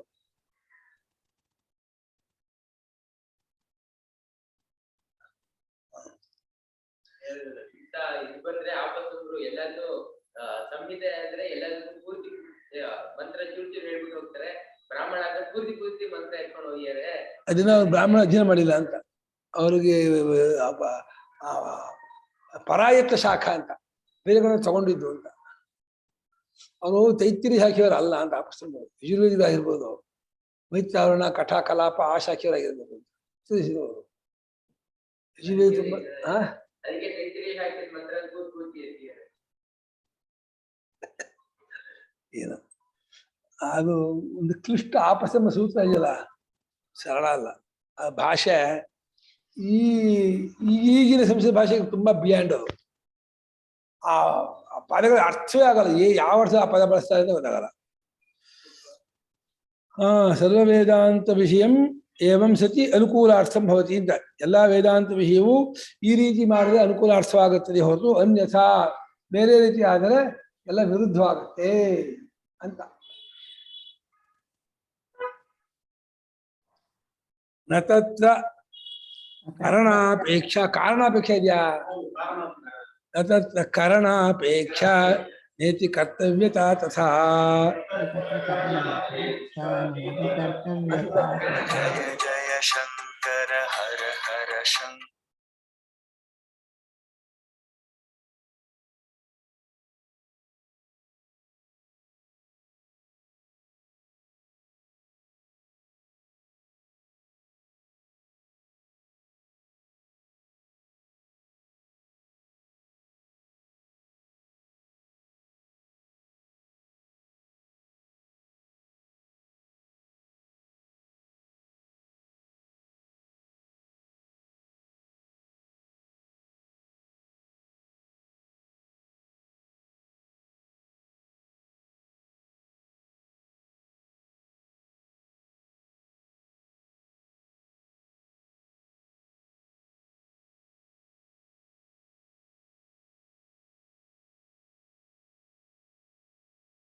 ಭಜನೆ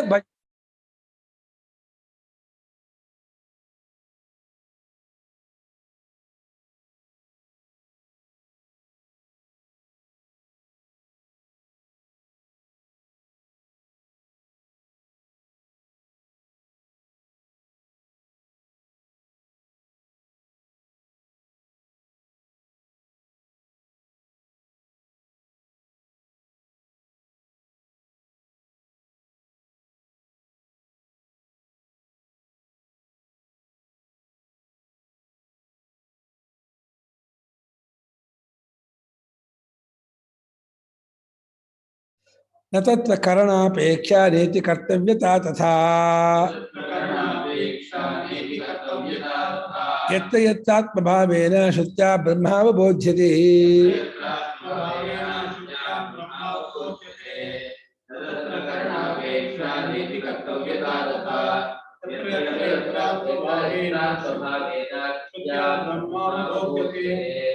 न तत्र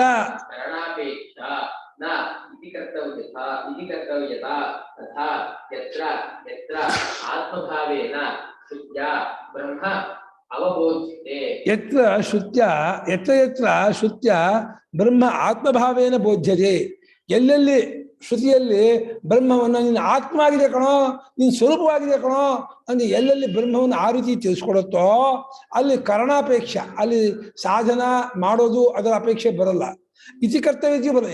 ಈ ರೀತಿ ಮಾಡಬೇಕು ಹೀಗೆ ಕಿಂಕೇನ ಕಥಂ ಅದೆಲ್ಲ ಬರಲ್ಲ. ಹಾಗಂದ್ರೆ ಏನು ಯಾರಿಂದ ಮಾಡಬೇಕು ಏನು ಮಾಡಲ್ಲ. ಹಾ, ಕರಣದ ಅಪೇಕ್ಷೆ, ಕಾರಕ ಅಪೇಕ್ಷೆ, ಪ್ರಕಾರಾಪೇಕ್ಷೆ ಅದ್ಯಾವುದು ಬರಲ್ಲ ಅಂತ ಇದ್ದಾರೆ. ಎಲ್ಲೆಲ್ಲಿ ಯತ್ರ ಎಲ್ಲೆಲ್ಲಿ ಬ್ರಹ್ಮವನ್ನ ಬ್ರಹ್ಮವು ಶ್ರುತಿಯಿಂದ ಆತ್ಮಭಾವರೂಪವಾಗಿ ತಿಳಿಸಲ್ಪಡುತ್ತದೆಯೋ, ಬ್ರಹ್ಮವನ್ನು ಎಲ್ಲೆಲ್ಲಿ ಶ್ರುತಿ ಆತ್ಮಭಾವನೆ ಹೇಳುತ್ತೋ, ಕರ್ಮನಿ ಪ್ರಯೋಗ ಮಾಡಿದ್ದಾರೆ ಬೋಧ್ಯತೆ ಅಂತ. ಎಲ್ಲೆಲ್ಲಿ ಶ್ರುತಿಯು ಬ್ರಹ್ಮವನ್ನ ಆತ್ಮಭಾವನೆ ತಿಳಿಸುತ್ತೋ, ಎಲ್ಲೆಲ್ಲಿ ಶ್ರುತಿಯಿಂದ ಬ್ರಹ್ಮವು ಆತ್ಮಭಾವನೆ ಬೋಧಿಸಲ್ಪಡುತ್ತಿದೆಯೋ ಅಂತ ಈ ಕರ್ತವ್ಯ ಪ್ರಯೋಗ ಮಾಡ್ಕೊಂಬಿಡಿ. ಎಲ್ಲೆಲ್ಲಿ ಶ್ರುತಿಯು ಬ್ರಹ್ಮವನ್ನ ಆತ್ಮರೂಪದಿಂದ ತಿಳಿಸುತ್ತದೆಯೋ ಅಲ್ಲೆಲ್ಲ ತತ್ರ ಅಲ್ಲೆಲ್ಲ ಕರ್ಣದ ಸಾಧನದ ಅಪೇಕ್ಷೆ ಬರೋದಿಲ್ಲ. ಸಾಧನ ಅಗ್ನಿಹೋತ್ರಾದಿಗಳು ಕರ್ಮವನ್ನು ಮಾಡೋದು ಅಪೇಕ್ಷೆ ಅಂತ ಬಿಡ್ಕೊಳ್ಳಿ. ಕರ್ಮಕರಣಾಪೇಕ್ಷಾ ನಾಸ್ತಿ. ಆಮೇಲೆ ಇತಿ ಕರ್ತವ್ಯತಾ ಕಾಪಿ ನಾಕ್ಷಿ. ಎಲ್ಲೆಲ್ಲಿ ಬ್ರಹ್ಮವು ಶ್ರುತಿಯು ಆತ್ಮರೂಪವಾಗಿದೆ ಎಂಬುದಾಗಿ ಹೇಳುತ್ತದೆಯೋ, ಆತ್ಮಕಣನಿಂದು ನೀ ಸ್ವರೂಪ ಕಣ, already you are Brahman, why are you bothering, ಯಾಕೆ ಒದ್ದಾಡ್ತಿದ್ಯಾ, ಯಾಕೆ ಇದು ಮಾಡ್ತಿದ್ಯಾ? ಎಲ್ಲೆಲ್ಲಿ ಶ್ರುತಿಯು ಬ್ರಹ್ಮವನ್ನ ನಮ್ಮ ಆತ್ಮರೂಪವಾಗಿದೆ ಎಂಬುದಾಗಿ ಹೇಳುತ್ತದೆಯೋ ಅಲ್ಲಲ್ಲಿ ಏನು ಮಾಡೋ ಅಪೇಕ್ಷೆ ಇಲ್ಲ. ಕರ್ಣನ ಮಾಡೋ ಅಪೇಕ್ಷೆ ಅಲ್ಲಿ ಏನು ಮಾಡ್ಬೇಕಾಗಿಲ್ಲ. ಆಯ್ತು, ನಾ ಬ್ರಹ್ಮ ಹಗ್ಗ ಆಡ್ಬೇಕಾ, ಇಲ್ಲ ಕುಟ್ಟ ಬಿಲ್ಲಿ ಆಡ್ಬೇಕು, ಕುಟ್ಟ ಬಿಲ್ಲಿ ಆಡೋಣ, ಹಗ್ಗ ಆಡೋಣ, ವಾಲಿಬಾಲ್ ಆಡೋಣ, ಕೇರಂ ಆಡೋಣ, ಚೆಸ್ ಆಡೋಣ, ಏನ್ ಆಡೋಣ ಸರ್? ನಾಗರಾಜ್ ಪ್ಲೀಸ್ ಹೇಳಿ. ನಾ ಬ್ರಹ್ಮ ತಿಳ್ಕೊಂಡು ಕೇರಂ ಆಡೋಣ, ಚೆಸ್ ಆಡೋಣ, ಕುಂಟ ಬಿಲ್ಲಿ ಆಡೋಣ, ವಾಲಿಬಾಲ್ ಆಟ ಆಡೋಣ, ಏನ್ ಆಟ ಆಡೋಣ ಸರ್? ಅಗ್ನಿಹೋತ್ರ ಮಾಡೋಣ. ಏನ್ ಆಟ ಆಡಿದ್ರು ಆಗಲ್ಲ, ತಿಳ್ಕೊಂಡ್ರೆ ಆಗುತ್ತೆ ಅಷ್ಟೇ. ತಿಳ್ಕೊಂಡ್ಮೇಲೆ ಏನ್ ಮಾಡ್ಬೇಕು? ತಿಳ್ಕೊಂಡ್ಮೇಲೆ ಸುಮ್ನೆ ಇರ್ಬೇಕು, ಏನು ಮಾಡಬಾರ್ದು. ತಿಳ್ಕೊಂಡ್ ಮುಂಚೆ ಏನ್ ಮಾಡ್ತಿರ್ತೀವಿ? ಅವಾಗ ಸುಮ್ಕೆ ಇರೋರು ನಾವು. ಅದೇ ವೇದಾಂತವನ್ನೇ ಓದ್ಕೊಂಡು ಅದರಲ್ಲೇನೆ ಮನನ ಮಾಡ್ಕೊಂಡು ಶ್ರವಣ ಮನನ ನಿಧಿಧ್ಯಾಸನ ಮಾಡ್ಕೋಬೇಕು. ಏನ್ ಮಾಡಿದ್ರು ನೀನ್ ಮಾಡೋರು ಅಲ್ವಲ್ಲ, ಮಾಡೋರೇ ಅಲ್ಲ. ಮತ್ತೆ ಯಾಕೆ ಮಾಡಿ ಏನ್ ಪ್ರಯೋಜನ? ಮಾಡಿ ಅಂದ್ರೆ ಅಲ್ಲಿ ಆ ಧಾತುವಿಗೆ ಅರ್ಥ ಇಲ್ಲ, ಕ್ರಿಯಾಪದಕ್ಕೆ ಅರ್ಥವಿಲ್ಲ. ಮತ್ತೆ ಮಾಡ್ಬೇಕು ಅಂತೀರಾ ಮುಂಚೆ ಶ್ರವಣ ಮನ ನಿಧ್ಯಾಸನ ಅಲ್ಲ. ಇದು ಅಹಂ ಬ್ರಹ್ಮಾಸ್ಮಿ ಅನ್ನೋದ್ರಲ್ಲಿ ಏನು ವರ್ಬೇ ಇಲ್ದಲೆ ಹೇಗಿದೆಯೋ ಹಾಗೆ ಅದನ್ನ ಮಾಡಿ. ಯಾಕೆ ಮಾಡ್ಬೇಕು? ಮಾಡಿ ಇನ್ನೂ ಅರ್ಥವಿಲ್ಲ ಗುರುಗಳೇ. ತಿಳ್ಕೊಳ್ಳೋದು ಅಲ್ಲ ಸರ್, ನಾಗರಾಜ ಅಂತ ಜಪ ಮಾಡ್ತೀರಾ? ಇಲ್ಲ, ಪ್ರಸಂಖ್ಯಾನ ಮಾಡ್ಬೇಕಾದ್ದೇ ಇಲ್ಲ. ನಾನ್ ಬ್ರಹ್ಮ, ನಾ ಯಾಕೆ ಮಾಡ್ಬೇಕು? ಈ ಬ್ರಹ್ಮ ಹಾಗೆ ಇದ್ಮೇಲೆ ಏನ್ ಮಾಡ್ಬೇಕು? ಸಿಮ್ಮಿದ್ದಲ್ಲಿ ಮಾಡೋದಂತಂದ್ರೆ ಅಲ್ಲ, ಅವಿದ್ಯೆ ತುಂಬ್ಕೊಬಿಟ್ಟಿದೆಯಲ್ಲ, ಅದನ್ನ ಬಿಟ್ಕೋತಾ ಬರ್ಬೇಕು. ಅವಿದ್ಯೆಯಲ್ಲಿ ಇಲ್ಲದ್ದು ಅಂತ. ಅದೇ ಇಲ್ಲದನ್ನ ನಾನು ಅನ್ಕೊಂಡಿದ್ದೀವಲ್ಲ, ಅದನ್ನ ಬಿಟ್ಕೋಬೇಕು. ಯಾಕೆ ಅನ್ಕೊಂಡ್ರೆ ಅದು ಅದೇಂತದ್ದು ಸನಾತನ ಹಳೆ ಜನ್ಮಾಂತರದಿಂದ ಬಂದಿರೋದು. ಅಲ್ರೇ ಈಗಲೇ ಜನ್ಮ ಇಲ್ಲ ಜನ್ಮ ಅಂತ ಅಂತೀರ ನೀವು. ಅಲ್ಲ ಅದು ಅನಾದಿ ಗುರುಗಳೇ. ಅಲ್ಲಪ್ಪ ಅನಾದಿ ಕಾಲವೇ ಇಲ್ಲ ಎಂತ ಅನಾದಿ, ಕಾಲ ಇಲ್ಲ ಲೇಷ ಇಲ್ಲ ಪ್ರಪಂಚ ಇಲ್ಲ ಎಂತ ಅನಾದಿ. ಏನಾದ್ರೂ ಆಗ್ಲಿ ಅವ್ಯಕ್ತದಲ್ಲಿ ಇದ್ದಿದ್ದ ಅಜ್ಞಾನವನ್ನ ಕಳ್ಕೋಬೇಕು. ಅಲ್ಲ ಅದು ವ್ಯಕ್ತ ಎರಡು ಅವಿದ್ಯಾ ಕಲ್ಪಿತ ಎಂತ ಇದೆ ಅವ್ಯಕ್ತ. ಅದು ಕರ್ಮ ಪುಣ್ಯ ಪಾಪಗಳಿಂದ ಬಂದಿದೆಯಲ್ಲ. ಕರ್ಮ ಪುಣ್ಯ ಪಾಪ ಎಲ್ಲಿದ್ದೀರಿ ಆತ್ಮನ್ ಬಿಟ್ಟು? ಅಲ್ಲ ಇಲ್ಲ ಪುಣ್ಯ ಪಾಪ ಅನ್ನೋದು ಇಲ್ಲ, ಈಗ ಬಂದ್ಬಿಟ್ಟಿದೆ ಅಂತ ತಿಳ್ಕೊಂಡಿದೀವಲ್ಲ ಅದನ್ನ ಬಿಟ್ಕೋಬೇಕು. ತಿಳ್ಕೊಂಡಿದ್ರೆ ಅಜ್ಞಾನ ಆಯ್ತು, ಅಜ್ಞಾನ ಆಯ್ತು. ಅದೇ ಗುರುಗಳೇ, ಅಜ್ಞಾನವನ್ನ ಕಳ್ಕೋಬೇಕಾದ್ರೆ ಒಂದೊಂದಾಗಿ ಕಳ್ಕೊಳಕ್ಕಾಗಲ್ಲ. ನಾನೇ ಬ್ರಹ್ಮ ಅನ್ನೋದನ್ನ ತಿಳ್ಕೋಬೇಕು. ಅಯ್ಯ ಅಲ್ಲದ್ ಬ್ರಹ್ಮ ತಿಳ್ಕೊಳ್ತೀರ, ಆಗಿರೋ ಬ್ರಹ್ಮ ತಿಳ್ಕೊಳ್ತೀರಾ? ನಾನೇ ಬ್ರಹ್ಮ ಏನಂತಲೂ ತಿಳ್ಕೊಬೇಕಾದಿಲ್ಲ. ಬ್ರಹ್ಮ ಇದು ಯಾವ್ದು ನಾನು ನಾನು ನಾನು ಅನ್ಕೊಂಡಿದ್ದೀನೋ ನಾನು ಅದಲ್ಲ ಅನ್ಕೊಳ್ಳೋದನ್ನೇ ಮನಸ್ಸಲ್ಲಿ ಇಟ್ಕೋಬೇಕು.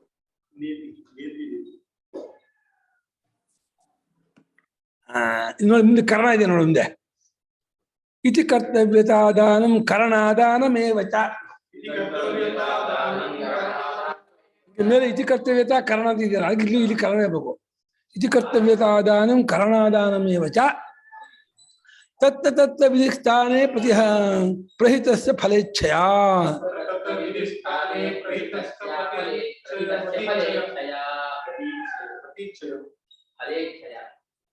इति कर्तव्यदानं करणादानमेव च तत्र विधिस्थाने प्रहितस्य फलेच्छया एव च तत्र विधिः स्थाने प्रहितस्य फलेच्छया. ಯತ್ರ ಯತ್ರ ಇತಿ ಕರ್ತವ್ಯತಾದಾನಂ ಯತ್ರ ಯತ್ರ ಕರಣಾದಾನಂ, ಎಲ್ಲೆಲ್ಲಿ ಹೀಗೀಗೆ ಮಾಡಬೇಕು ಅಂತಿದೆಯೋ, ಎಲ್ಲಿ ಇನ್ಸ್ಟ್ರೂಮೆಂಟ್ಗಳನ್ನು ಉಪಯೋಗಿಸ್ತೀರೋ, ಸುಕ್ಕು ಸುಭಾದಿತ್ಯ ಕರ್ಣ ಅಂತ ಮಾಡ್ತಾರೆ, ಅಲ್ಲೆಲ್ಲ ವಿಧಿ ಸ್ಥಾನೆ. ಸ್ಥಾನ ಅಂದ್ರೆ ಯುಕ್ತ ಅಂತ ಸ ಸ್ಥಾನೆ. ತತ್ತ ತತ್ತ ವಿಧಿ ಸ್ಥಾನೆ, ವಿಧಿ ಯುಕ್ತಂ ಅಂತ ಅರ್ಥ. ಸ್ಥಾವ್ಯ ಅದು ಸ್ಥಾನದಲ್ಲಿ. ಯಾರಿಗೆ ಯಾಕೆ ವಿಧಿಯಲ್ಲಿ ಯುಕ್ತ? ಫಲೇಚ್ಛೆಯ ಪ್ರಹಿತಸ್ಯ, ಫಲದ ಇಚ್ಛೆಯಿಂದ ತೊಡಗಿದವನಿಗೆ ಅಲ್ಲಲ್ಲಿ ವಿಧಿ ಯುಕ್ತ. ನಂಗೆ ಸ್ವರ್ಗ ಬೇಕು ಅಂದ್ರೆ ಮಾಡು ಸ್ವಾಮಿಯಾಗ, ಅದು ಯುಕ್ತಿ ಆಗಿದೆ. ನಂಗೆ ದುಡ್ಡು ಬೇಕು ಅಂದ್ರೆ ಮಾಡೋ ಕರ್ಮನ. ಫಲೇಚ್ಛೆಯ ಪ್ರಹಿತಸ್ಯ ಪುರುಷಸ್ಯ ತತ್ತ ತತ್ತ ವಿಧಿ ಸ್ಥಾನೇ. ಸ್ಥಾನೇ ನಾಮ ಯುಕ್ತಂ. ಸ್ಥಾನೇನ ಜಾಗದಲ್ಲಿ ಅರ್ಥ ಅಲ್ಲ. ಸ್ಥಾನೇ ಹೃಷಿಕೇಶ ತವ ಪ್ರಕೀರ್ತ್ಯ ಜಗತ್ ಪ್ರಹಷ್ಟತ್ಯನುರಜ್ಯತೆ ಚ. ಸ್ಥಾನೇ ಯುಕ್ತಂ ಅಂತ ಅರ್ಥ.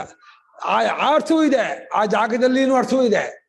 ಆ ಜಾಗದಲ್ಲಿ ಅರ್ಥ ಇಲ್ಲಿ ಹೊಂದಲ್ಲ, ಈ ಕಾಂಟೆಕ್ಸ್ಟ್ಗೆ ಆ ಜಾಗದಲ್ಲಿ ಅರ್ಥ ಹೊಂದಲ್ಲ. ಇಲ್ಲಿ ಯುಕ್ತ ಅನ್ನೋ ಅರ್ಥವೇ ಹೊಂದೋದು.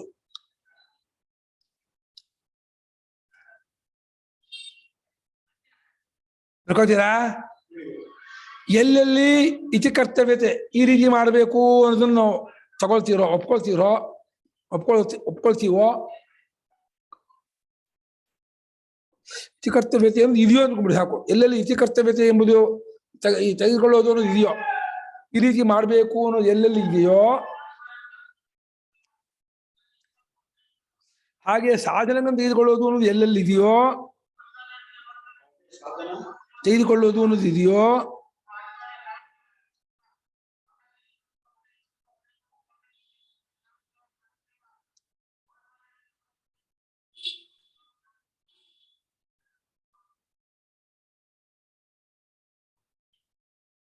ಅಲ್ಲಲ್ಲಿ ಫಲೇಚ್ಛೆಯಿಂದ ತೊಡಗಿದಂತಹ ಪುರುಷನಿಗೆ ವಿಧಿಯು ಯುಕ್ತವಾಗುತ್ತದೆ, ಯುಕ್ತವಾಗಿದೆ. ಅವ್ರೇನ್ ಮಾಡಿದಾರೆ ಸ್ಥಾನಕ್ಕೆ ಗೊತ್ತಾಗಿಲ್ಲ, ಹೊಳೆದಿಲ್ಲ.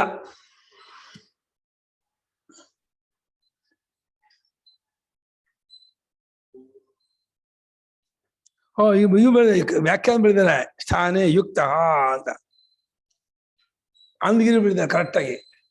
ಹಾಗಾದ್ರೆ ಬರ್ದಿರ್ಬೇಕು, ಅವರು ಯುಕ್ತ ಅಂತ ಬರ್ದಿರ್ಬೇಕು. ಅರ್ಥ ಬದ್ ನೋಡೋ ಸುಮಂತ, ಕನ್ನಡ ಓದಿ ಬರಲ್ವಾ? ಯುಕ್ತವಾಗಿದೆ, ಯುಕ್ತವಾಗಿದೆ.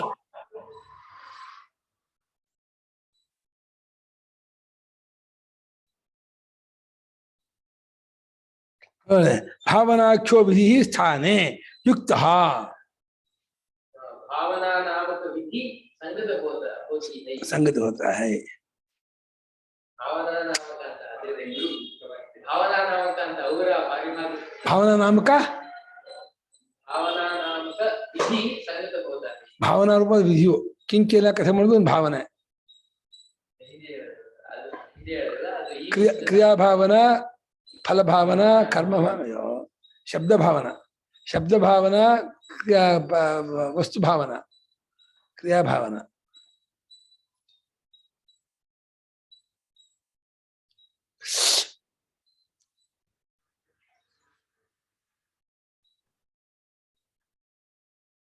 ಒಂದು ಪದವನ್ನು ಅನೇಕ ಅರ್ಥದಲ್ಲಿ ಬಳಸಿಬಿಟ್ರೆ ತುಂಬಾ ಕನ್ಫ್ಯೂಸ್ ಆಗ್ಬಿಡುತ್ತೆ. ನಿರ್ದಿಷ್ಟವಾದ ಅರ್ಥದಲ್ಲಿ ಬಳಸಿದ್ರೆ ಚೆನ್ನಾಗಿ. ಇವಾಗ ಭಾವನಾ ಅನ್ನೋ ಪದವನ್ನ ಮೀಮಾಂಸಕರು ತಮ್ಮದೇ ಆದ ಒಂದು ಹೊಸ ಅರ್ಥ ಬಳಸಿಬಿಡ್ತಾರೆ, ಅದು ಗೊಂದಲ ಮಾಡಿಬಿಡ್ತಾರೆ. ಅದು ಆ ಭಾವನೆ ಮತ್ತು ಮೂರು ಭಾವನೆ, ಕ್ರಿಯಾಭಾವನಾ, ಕರ್ಮ ಭಾವನಾ, ವಸ್ತು ಭಾವನಾ, ಶಬ್ದ ಭಾವನಾ, ಏನು ಹಂಗೆ ಬರುತ್ತೆ, ತುಂಬಾ ಕನ್ಫ್ಯೂಸ್ ಅವರು.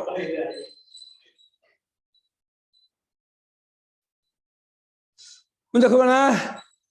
ಬರ್ಕೊಂಡ್ರ ಎಲ್ಲೆಲ್ಲಿ ಇತಿ ಕರ್ತವ್ಯ ಈ ರೀತಿ ಮಾಡಬೇಕು ಅನ್ನೋದು ತೆಗೆದುಕೊಳ್ತೀವೋ, ಕರ್ಣಗಳನ್ನು ಸ್ವೀಕಾರ ಮಾಡೋದು ಅನ್ನೋದು ಎಲ್ಲೆಲ್ಲಿ ಬರುತ್ತದೆಯೋ ಅಲ್ಲಲ್ಲಿ ಫಲೇಚ್ಛೆಯಿಂದ ತೊಡಗಿದಂಥ ಪುರುಷನಿಗೆ ವಿಧಿ ಎಂಬುದು ಯುಕ್ತವಾಗುತ್ತದೆ. ವಿಧಿ ಯಾವುದು? ಅಗ್ನಿಹೋತ್ತಂಜುಹುಯಾತ್ ಮಾಸಾಭ್ಯಾಂ ಜೇತಾ ಆಪ್ತಾಶೇಷಪಮರ್ಥತ್ವ. ಆಯ್ತಾ? ಇಲ್ಲ, ಟೈಮ್ ಆಗಿಲ್ಲ. ಆಪ್ತಾಶೇಷಪಮರ್ಥತ್ವಾತ್ ತ್ಯಕ್ತಾನರ್ಥಸ್ಯ ತಸ್ವತಃ ಅನಾತ್ಮನೀವ ನೇಚ್ಛೇಯಂ ಕಸಂಚಿತ್ಸಾದಿಹಾತ್ಮನಿ. ಆಪ್ತಾಶೇಷಪಮರ್ಥತ್ವಾತ್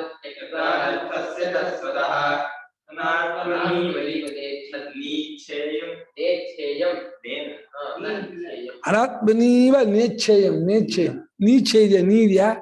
ನೇ. ನಾನು ಅನೇಕ ಪುಸ್ತಕ ನೋಡಿದ್ದೀನಿ. ಈ ಜೋಯಿಸರ ಪುಸ್ತಕ ತಪ್ಪು, ಮುದ್ರಾ ರಾಕ್ಷಸ ಇನ್ನೆಲ್ಲೂ ಇಲ್ಲ. ಶುದ್ಧ ಪ್ರೂಫ್ ಕರೆಕ್ಷನ್ ಮಾಡಿಲ್ಲ ಅಂತ ಕಾಣುತ್ತೆ. ಫಸ್ಟ್ ಟೈಮ್ ಏನ್ ಕೊಟ್ಟಿದ್ರು ಹಂಗೆ ಪ್ರಿಂಟ್ ಮಾಡಿಬಿಡಿ ಹೆಂಗ್ ಕಾಣುತ್ತೆ. ನಮ್ದಲ್ಲೂ ತುಂಬಾ ಇದೆ. ನಮ್ಮ ಇದು ಲಘು ಸಿದ್ಧಾಂತ ಮುಂದೆ 70 ಪುಟ 70 ಪುಟಮ್ಮ ಲಘು ಸಿದ್ಧಾಂತ ಮುಂದಿದೆ. 2,500 ಇದೆಯಾ? ಅಷ್ಟು ಅದಕ್ಕಿಂತ ಜಾಸ್ತಿ ಇದೆ ಇದರಲ್ಲಿ. ಆಮೇಲೆ ಇವರು ಮೂಲತಃ ಕನ್ನಡಿಗರಲ್ಲ ಅಂತ ಕಾಣುತ್ತೆ. ಇವರು ತೆಲುಗಿನವರು ಇರಬೇಕು ಜೋಯಿಸರು. ಹಾಗೆ ಅವ್ರ ಕನ್ನಡ ಭಾಷೆ ಇದೆಯಲ್ಲ, ಅನುವಾದ ಕನ್ನಡ ಭಾಷೆ ನಮ್ಮ ಸ್ವಾಮಿಯಾಗಿ ಸುಂದರವಾಗಿಯೇ ಇಲ್ಲಪ್ಪ. ಆ ಭಾಷೆ, ಭಾಷಾ ಸೌಂದರ್ಯ, ಭಾಷಾ ಬಿಗಿ, ಭಾಷೆಯಲ್ಲಿ ಒಂದು ಗಾಂಭೀರ್ಯ ತುಂಬಾ ಇದು ಕಾಣೋದೇ ಇಲ್ಲ. ಕನ್ನಡ ಭಾಷೆಯಲ್ಲಿ ಒಂದು ಗಮ್ಮತ್ತಿಲ್ಲ, ಬಿಗಿ ಇಲ್ಲ. ಅವ್ರಿಗೆ ಕನ್ನಡ ಭಾಷೆಯಲ್ಲಿ ಹೋಲ್ಡ್ ಇಲ್ಲ ಅಂತ ಕಾಣುತ್ತೆ.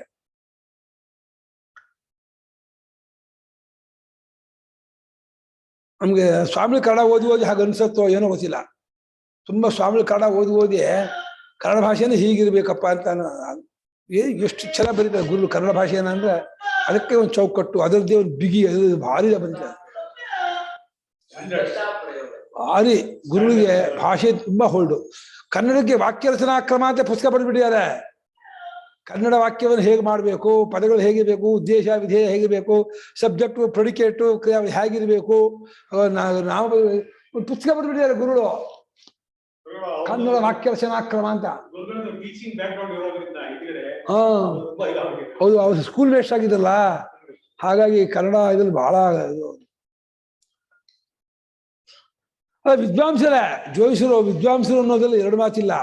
ಅವ್ರು ವಿದ್ಯಾವಂತರು, ಸ್ವಲ್ಪ ತುಂಬಾ ಮೀಮಾಂಸೆ ಓದಿದ್ದಾರೆ, ಇದು ಶಾಸ್ತ್ರ ಓದಿದ್ದಾರೆ, ಅದರಲ್ಲೂ ತುಂಬಾ ಘಟಕರೇ.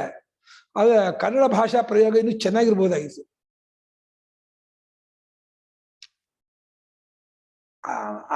ಇವಾಗ ಹೇಳಿ, ತಕ್ಕೊಂಡು ಹೇಳಿ ನಿಮ್ಮ ಅಲ್ಲೆಲ್ಲ ಹೇಳ್ಬಿಟ್ರೆ ನಮ್ಗೆ ಹೆಂಗ್ ಗೊತ್ತಾಗಬೇಕ? ಇವರು ಕಾಂಪ್ಲೆಕ್ಸ್ ಸೆಂಟೆನ್ಸಸ್ ಮಾಡಿದ್ದಾರೆ. ಭಾಷೆ ಚೆನ್ನಾಗೇ ಇದೆ. ಒಂದೇ ವಾಕ್ಯದಲ್ಲಿ ಅಷ್ಟನ್ನು ಸೇರ್ಸಕ್ ಹೋಗುವಾಗ ಓದೋರಿಗೆ ಅದು ಎಲ್ಲಿ ನಿಲ್ಲಿಸ್ಬೇಕು ಎಲ್ಲಿ ಮುಂದುವರ್ಸ್ಬೇಕು ಅನ್ನೋದು ಗೊತ್ತಾಗದೆ ಸ್ವಲ್ಪ ಅಮ್ಮ, ತೊಂದ್ರೆ ಆಗ್ಬೋದು ಅಷ್ಟೇ. ನೀವು ಭಾಷೆ ಚೆನ್ನಾಗಿದೆ. ಆ ಟಿಪ್ಪಣಿ ಓದಿ ಭಾಷೆ ಚೆನ್ನಾಗಿ ಯಾವಾಗ ಗೊತ್ತಾಗುತ್ತೆ. ಆ ಟಿಪ್ಪಣಿಗಳನ್ನು ಓದಿದಾಗ ಭಾಷೆ ನಿಮಗೆ ಒಂದು ಅರ್ಥ ಆಗಲ್ಲ. ಭಾಷೆ ಆ ಟಿಪ್ಪಣಿ ಇದು ಟಿಪ್ಪಣಿ ಓದಿ ಅದು ಸಾರಾಂಶ ನಂಗೆ ಹೇಳ್ಬಿಡಿ ನೋಡೋಣ. ಒಂದ್ಸಲ ಇದಿದೆ ಬಿಗಿಲ್ಲ ಟಿಪ್ಪಣಿ ಇದಿಲ್ಲ. ಸ್ವಾಮಿಗಳು ಹೆಂಗ್ ಬರೀತಾರೆ ಟಿಪ್ಪಣಿನ ಆ ತರಹ ಇಲ್ಲ.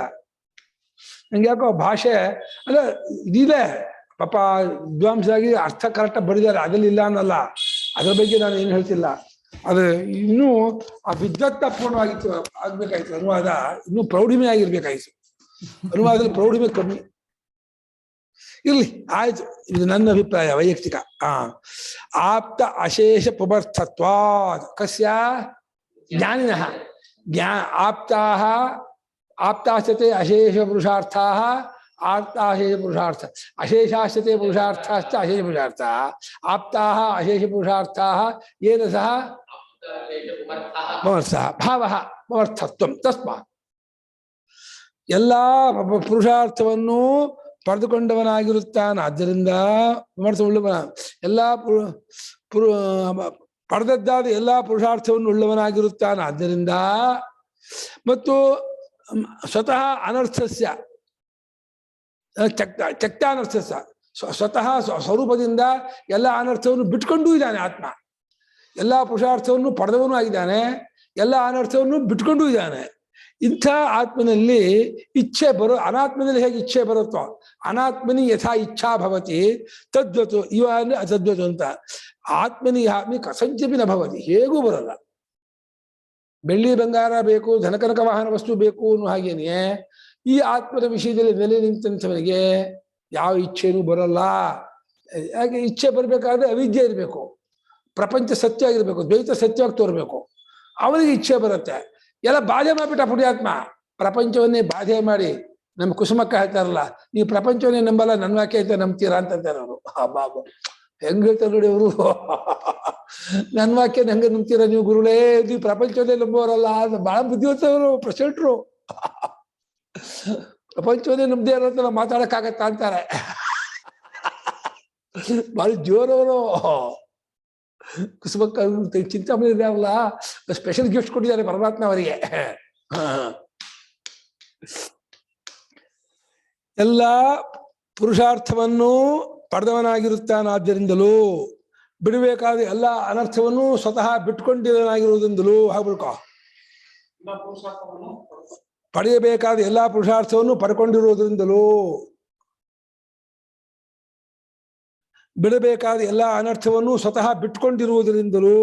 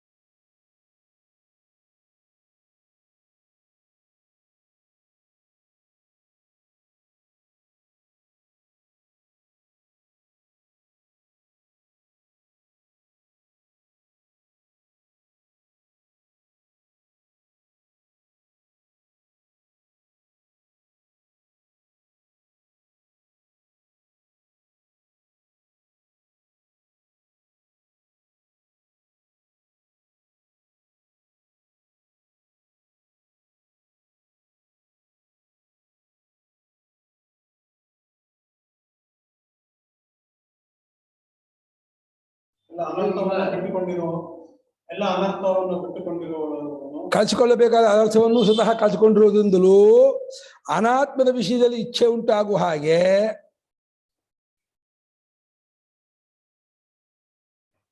ಹೇಗೂ ಈ ಆತ್ಮನ ವಿಷಯದಲ್ಲಿ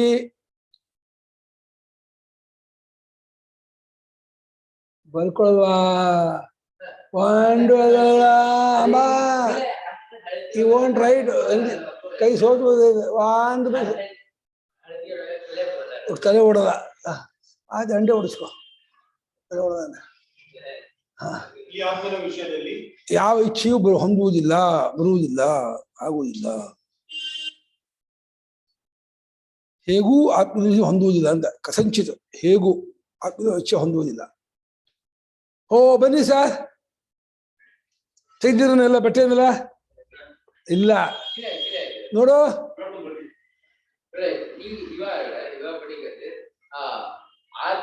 ಹಿಂಗೆ ಈ ಅಶೇಷ ಕುಮಾರ್ ಕುಮಾರಸ್ವಾಮಿ ಪಡ್ಕೊಂಡು ಹೋಗಕ್ಕೆ ಮತ್ತೆ ಸ್ವತಃ ಎಲ್ಲ ಪಡ್ಕೊಂಡು ಹೋಗಿ ಹೆಂಗೆ ಇದೆಲ್ಲ ಎರಡು ಚಾ ಇರೋದು ಎರಡು ಬೇರೆ.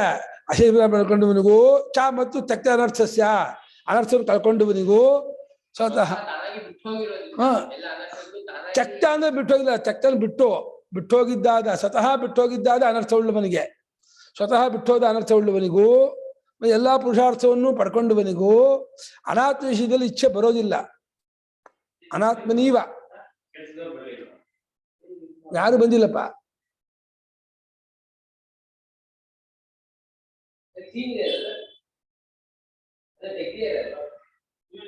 ಅವ್ನು ನೋಡಿಲ್ಲ, ಹೋಗಿ ಅವ್ರ ಮೇಲಕ್ಕೆ ಹೋಗಿಲ್ಲ ಇನ್ನು.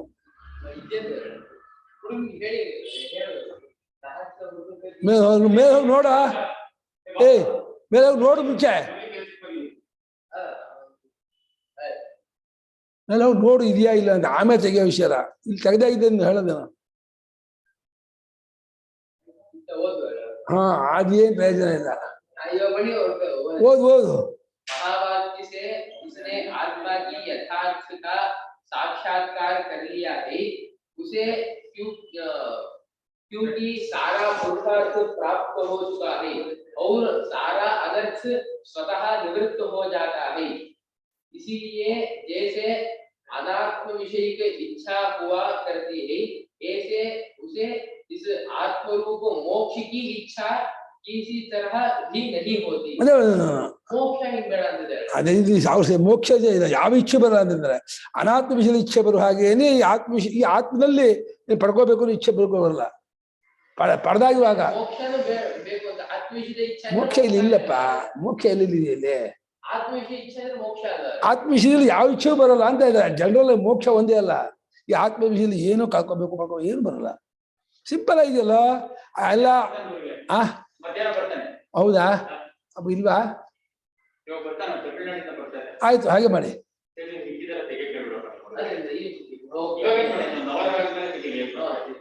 ಆಯ್ತು ಆಯ್ತಪ್ಪ, ಆಯ್ತು. ಎಲ್ಲಾ ಪುರುಷಾರ್ಥವನ್ನು ಪಡೆದವನಾಗಿರುವುದಲು, ಸ್ವತಃ ಎಲ್ಲಾ ಅನರ್ಥವನ್ನು ಬಿಟ್ಟವನಾಗಿರುವುದಲು, ಅನಾತ್ಮನಿ ಯಥಾ ಇಚ್ಛಾ ಭವತಿ ತಥಾ ಅಂತ. ಇವ ಅಂದ್ರೆ ಅನಾತ್ಮನೀವ, ಅನಾತ್ಮ ವಿಷಯದಲ್ಲಿ ಹೇಗೆ ಇಚ್ಛೆ ಉಂಟಾಗುತ್ತದೆಯೋ ಹಾಗೆ ಈ ಆತ್ಮನ ವಿಷಯದಲ್ಲಿ ಹೇಗೂ ಇಚ್ಛೆ ಉಂಟಾಗುವುದಿಲ್ಲ. ಯಾವ ಇಚ್ಛೆ ಉಂಟಾಗಲ್ಲ. ಸಿಂಪಲ್ ಆಗಿದೆ.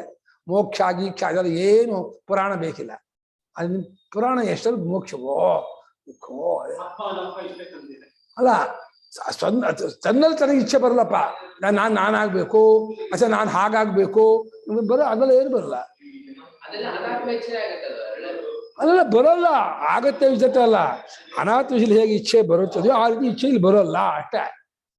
ಇಚ್ಛೆಗೆ ಕಾರಣದ ಅವಿದ್ಯೆ ಹೋಗಿದೆ. ಇಚ್ಛೆ ಕಾರಣ ಏನ್ ಹೇಳ? ಅವಿದ್ಯೆ ಕಳ್ಕೊಂಡಿದ್ದಾನೆ. ಇನ್ನು ಯಾವ ಇಚ್ಛೆ ಬರಲ್ಲ ಇವನಿಗೆ ಅಷ್ಟೇ. ಇಹ ಆತ್ಮನಿ ಕಸಂಚಿದಪಿ ಇಚ್ಛಾ ಸಂಭವತಿ, ಹೇಗೂ ಇಚ್ಛೆ ಬರೋದಿಲ್ಲ. ನನ್ನೇನೆ ಹೇಳಿದ್ವಿ ತೆಗಿಲ್ವಾ?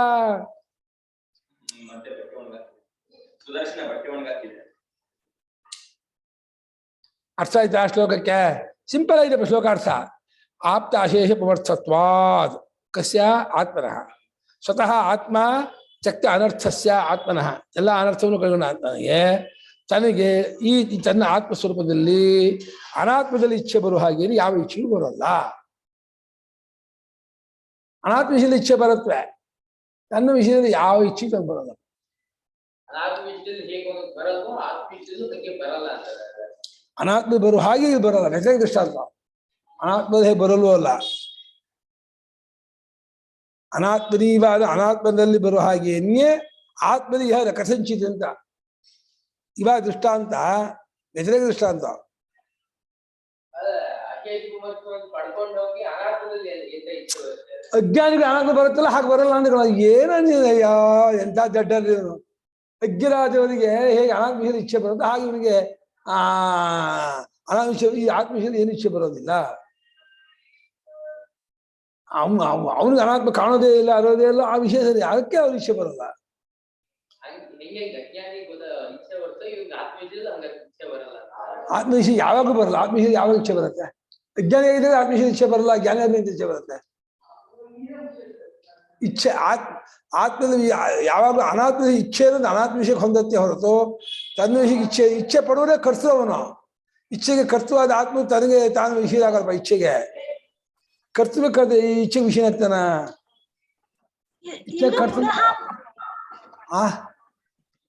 ಮೋಕ್ಷದಲ್ಲಿ ಇಚ್ಛೆ ಬರುವುದಿಲ್ಲ ಅನ್ಕೊಟ್ಟಿದ್ದಾನೆ. ಪುನಃ ಮೋಕ್ಷದಲ್ಲಿ ಇಚ್ಛೆಯು ಬರುವುದಿಲ್ಲ ಅನ್ಕೊಟ್ಟಿದ್ದಾನೆ. ಯಾರು ಕೊಟ್ಟಿರವ? ಪುನಃ ಕನ್ನಡದಲ್ಲೇ ಪುನಃ ಮೋಕ್ಷದ ಅದು ಶ್ಲೋಕದಲ್ಲಿ ಇಲ್ಲ ಪದ, ಜೋಯಿಸ್ರ ಪದ ಅದು. ಶ್ಲೋಕದಲ್ಲಿ ಇದೆಯಾ ಮೋಕ್ಷ ಪದ?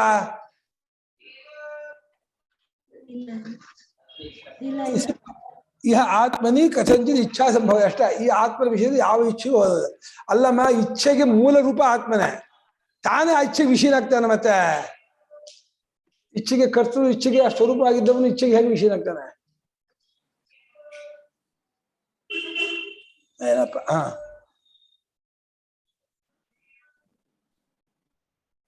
ತನ್ನಿವರ್ತು ಗುರುಗಳೇ ನೀವು ಹೇಳಿದ ಅರ್ಥ ಸರಿಯಾಗಿ ಹೊಂದತ್ತೆ ಅಲ್ವಾ? ಹಾ, ಸರಿ ಹೊಂದತ್ತೆ. ಅದೆಲ್ಲ ಅದು ಅರ್ಥಾದರ್ಥ, ಅದು ಮೋಕ್ಷ ಇದು ಎಲ್ಲ.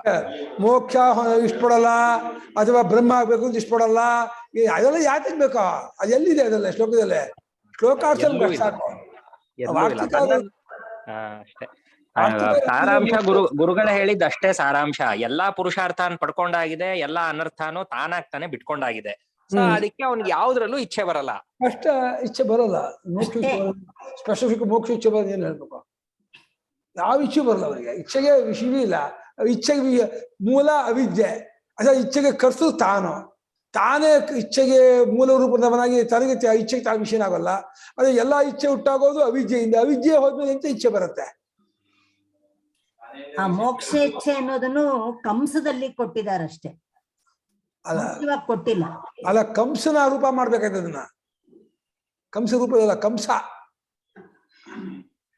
ಕಂಸನ ಜಾಗಕ್ಕೆ ಹಾಕ್ಬೇಕಾಯ್ತು.